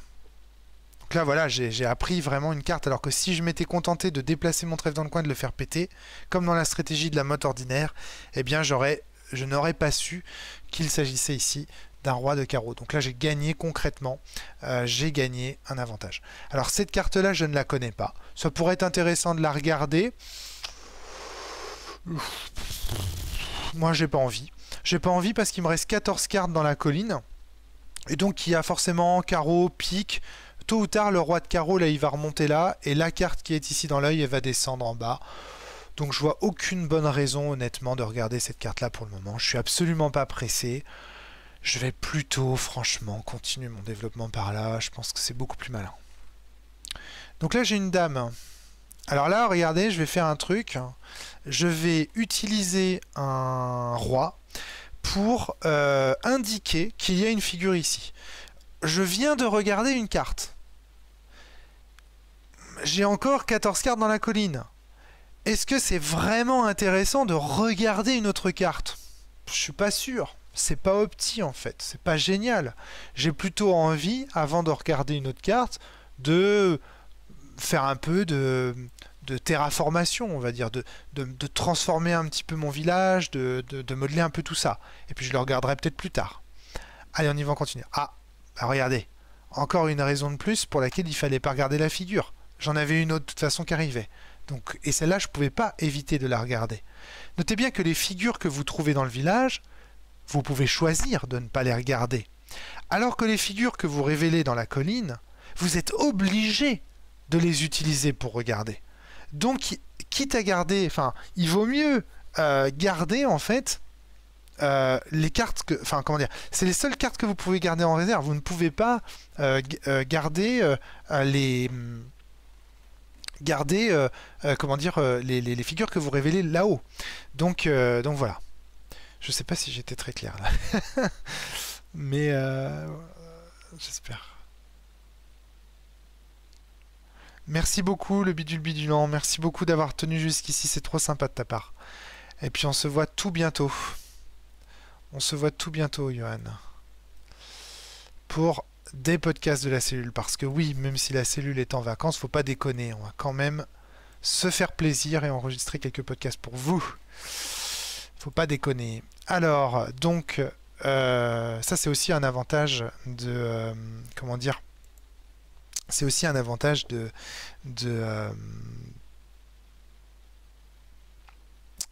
live comme ça, c'est qu'on va pouvoir enregistrer aussi des émissions sympas en live Twitch.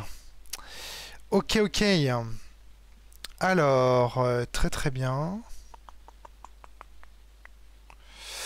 Donc la pique, je vais continuer.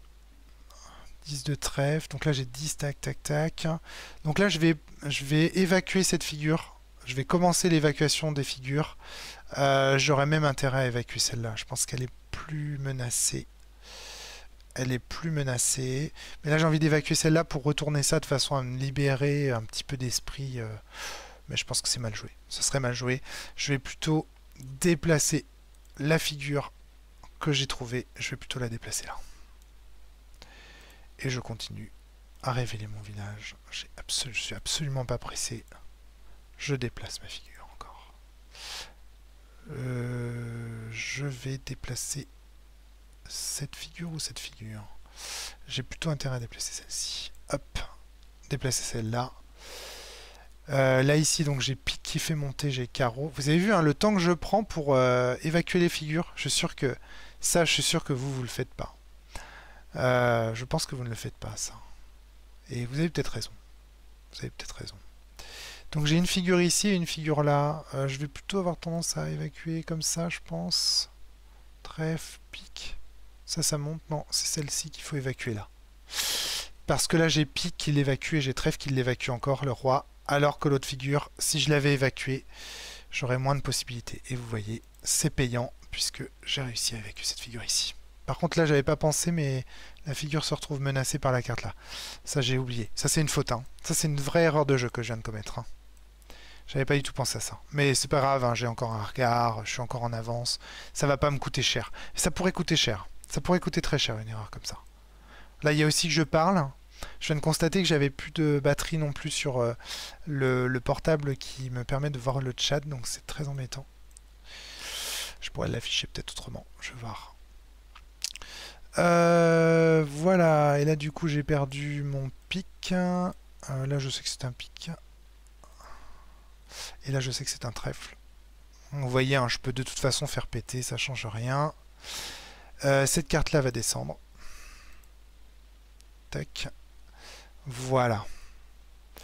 Alors là il commence à être tard dans la partie. On voit qu'il y a déjà beaucoup de cartes de retourner.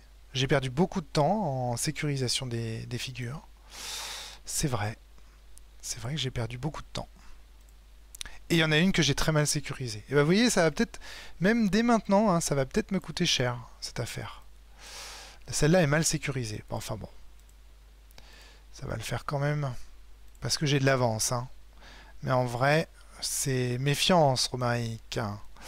Donc là, c'est un peu le bordel hein, sur mon écran, j'avoue, il est un peu plus petit que d'habitude. Il y a des cartes partout. Mais moi, j'arrive à lire. 1, 2, 3, 4, 5, 6, 7. On a 7 carreaux. 7, 8, 9 carreaux. Donc il reste un carreau. Donc cette carte est encore menace. Cette carte peut encore être un carreau. 1, 2, 3, 4, 5, 6, 7, 8, 9 trèfles. Il reste un trèfle. 1, 2, 3, 4, 5, 6, 7, 8, 9 piques. Il reste un pic à moins que j'ai mal compté. Je crois qu'il n'y a plus de pic. Non, il n'y a plus de pic. Donc on va pouvoir, c'est formidable. Hein, une fois qu'on a une couleur en fait qui manque, on est relativement tranquille quand même dans le village. Hein, on peut avancer tranquille. Là en l'occurrence par exemple le fait qu'il n'y ait plus de pic, ça va me permettre tout simplement de descendre en fait ici cette colonne là. Puisqu'il n'y a plus de risque que ça tape en bas. Donc là je vais pouvoir juste, regardez, je vais descendre quoi. ils descendent de la colline gentiment. Il y avait absolument aucun risque. C'est-à-dire que quoi que ce soit, ça pouvait pas taper en bas. Donc il y avait absolument aucun risque. Donc là voilà, je regarde ici, je découvre le dernier valet. Bon, j'avais gagné depuis longtemps en réalité. Hein. J'aurais pu regarder, enfin, mais voilà, c'était pour vous montrer. Voilà, fin de la partie de village. Eh bien, merci beaucoup. Merci beaucoup à vous d'avoir suivi ce live. Il est maintenant tard, il est maintenant terminé. Je pense vous avoir bien montré aussi quelques petites stratégies dans d'abord ce que je voulais faire avec cette chaîne et ensuite quelques petites stratégies dans le village, quelques petits tricks pour améliorer votre propre skill. Je vous souhaite une très bonne soirée. Je vous remercie vraiment d'être venus nombreux à ce live. Ça m'a fait très plaisir de tous vous y croiser. Je vous tiendrai informé pour les prochains lives, à la fois des sujets qu'on abordera et puis de ce qu'on y fera. Et puis cette fois-ci, Jay, je n'oublierai pas de mettre à quelle heure le stream aura lieu. Merci beaucoup à tous et à toutes, portez-vous bien et surtout jouez bien, c'est ça qui compte. Je finis toujours comme ça, même mes streams, même mes lives. Voilà, merci beaucoup, à très bientôt. Au revoir.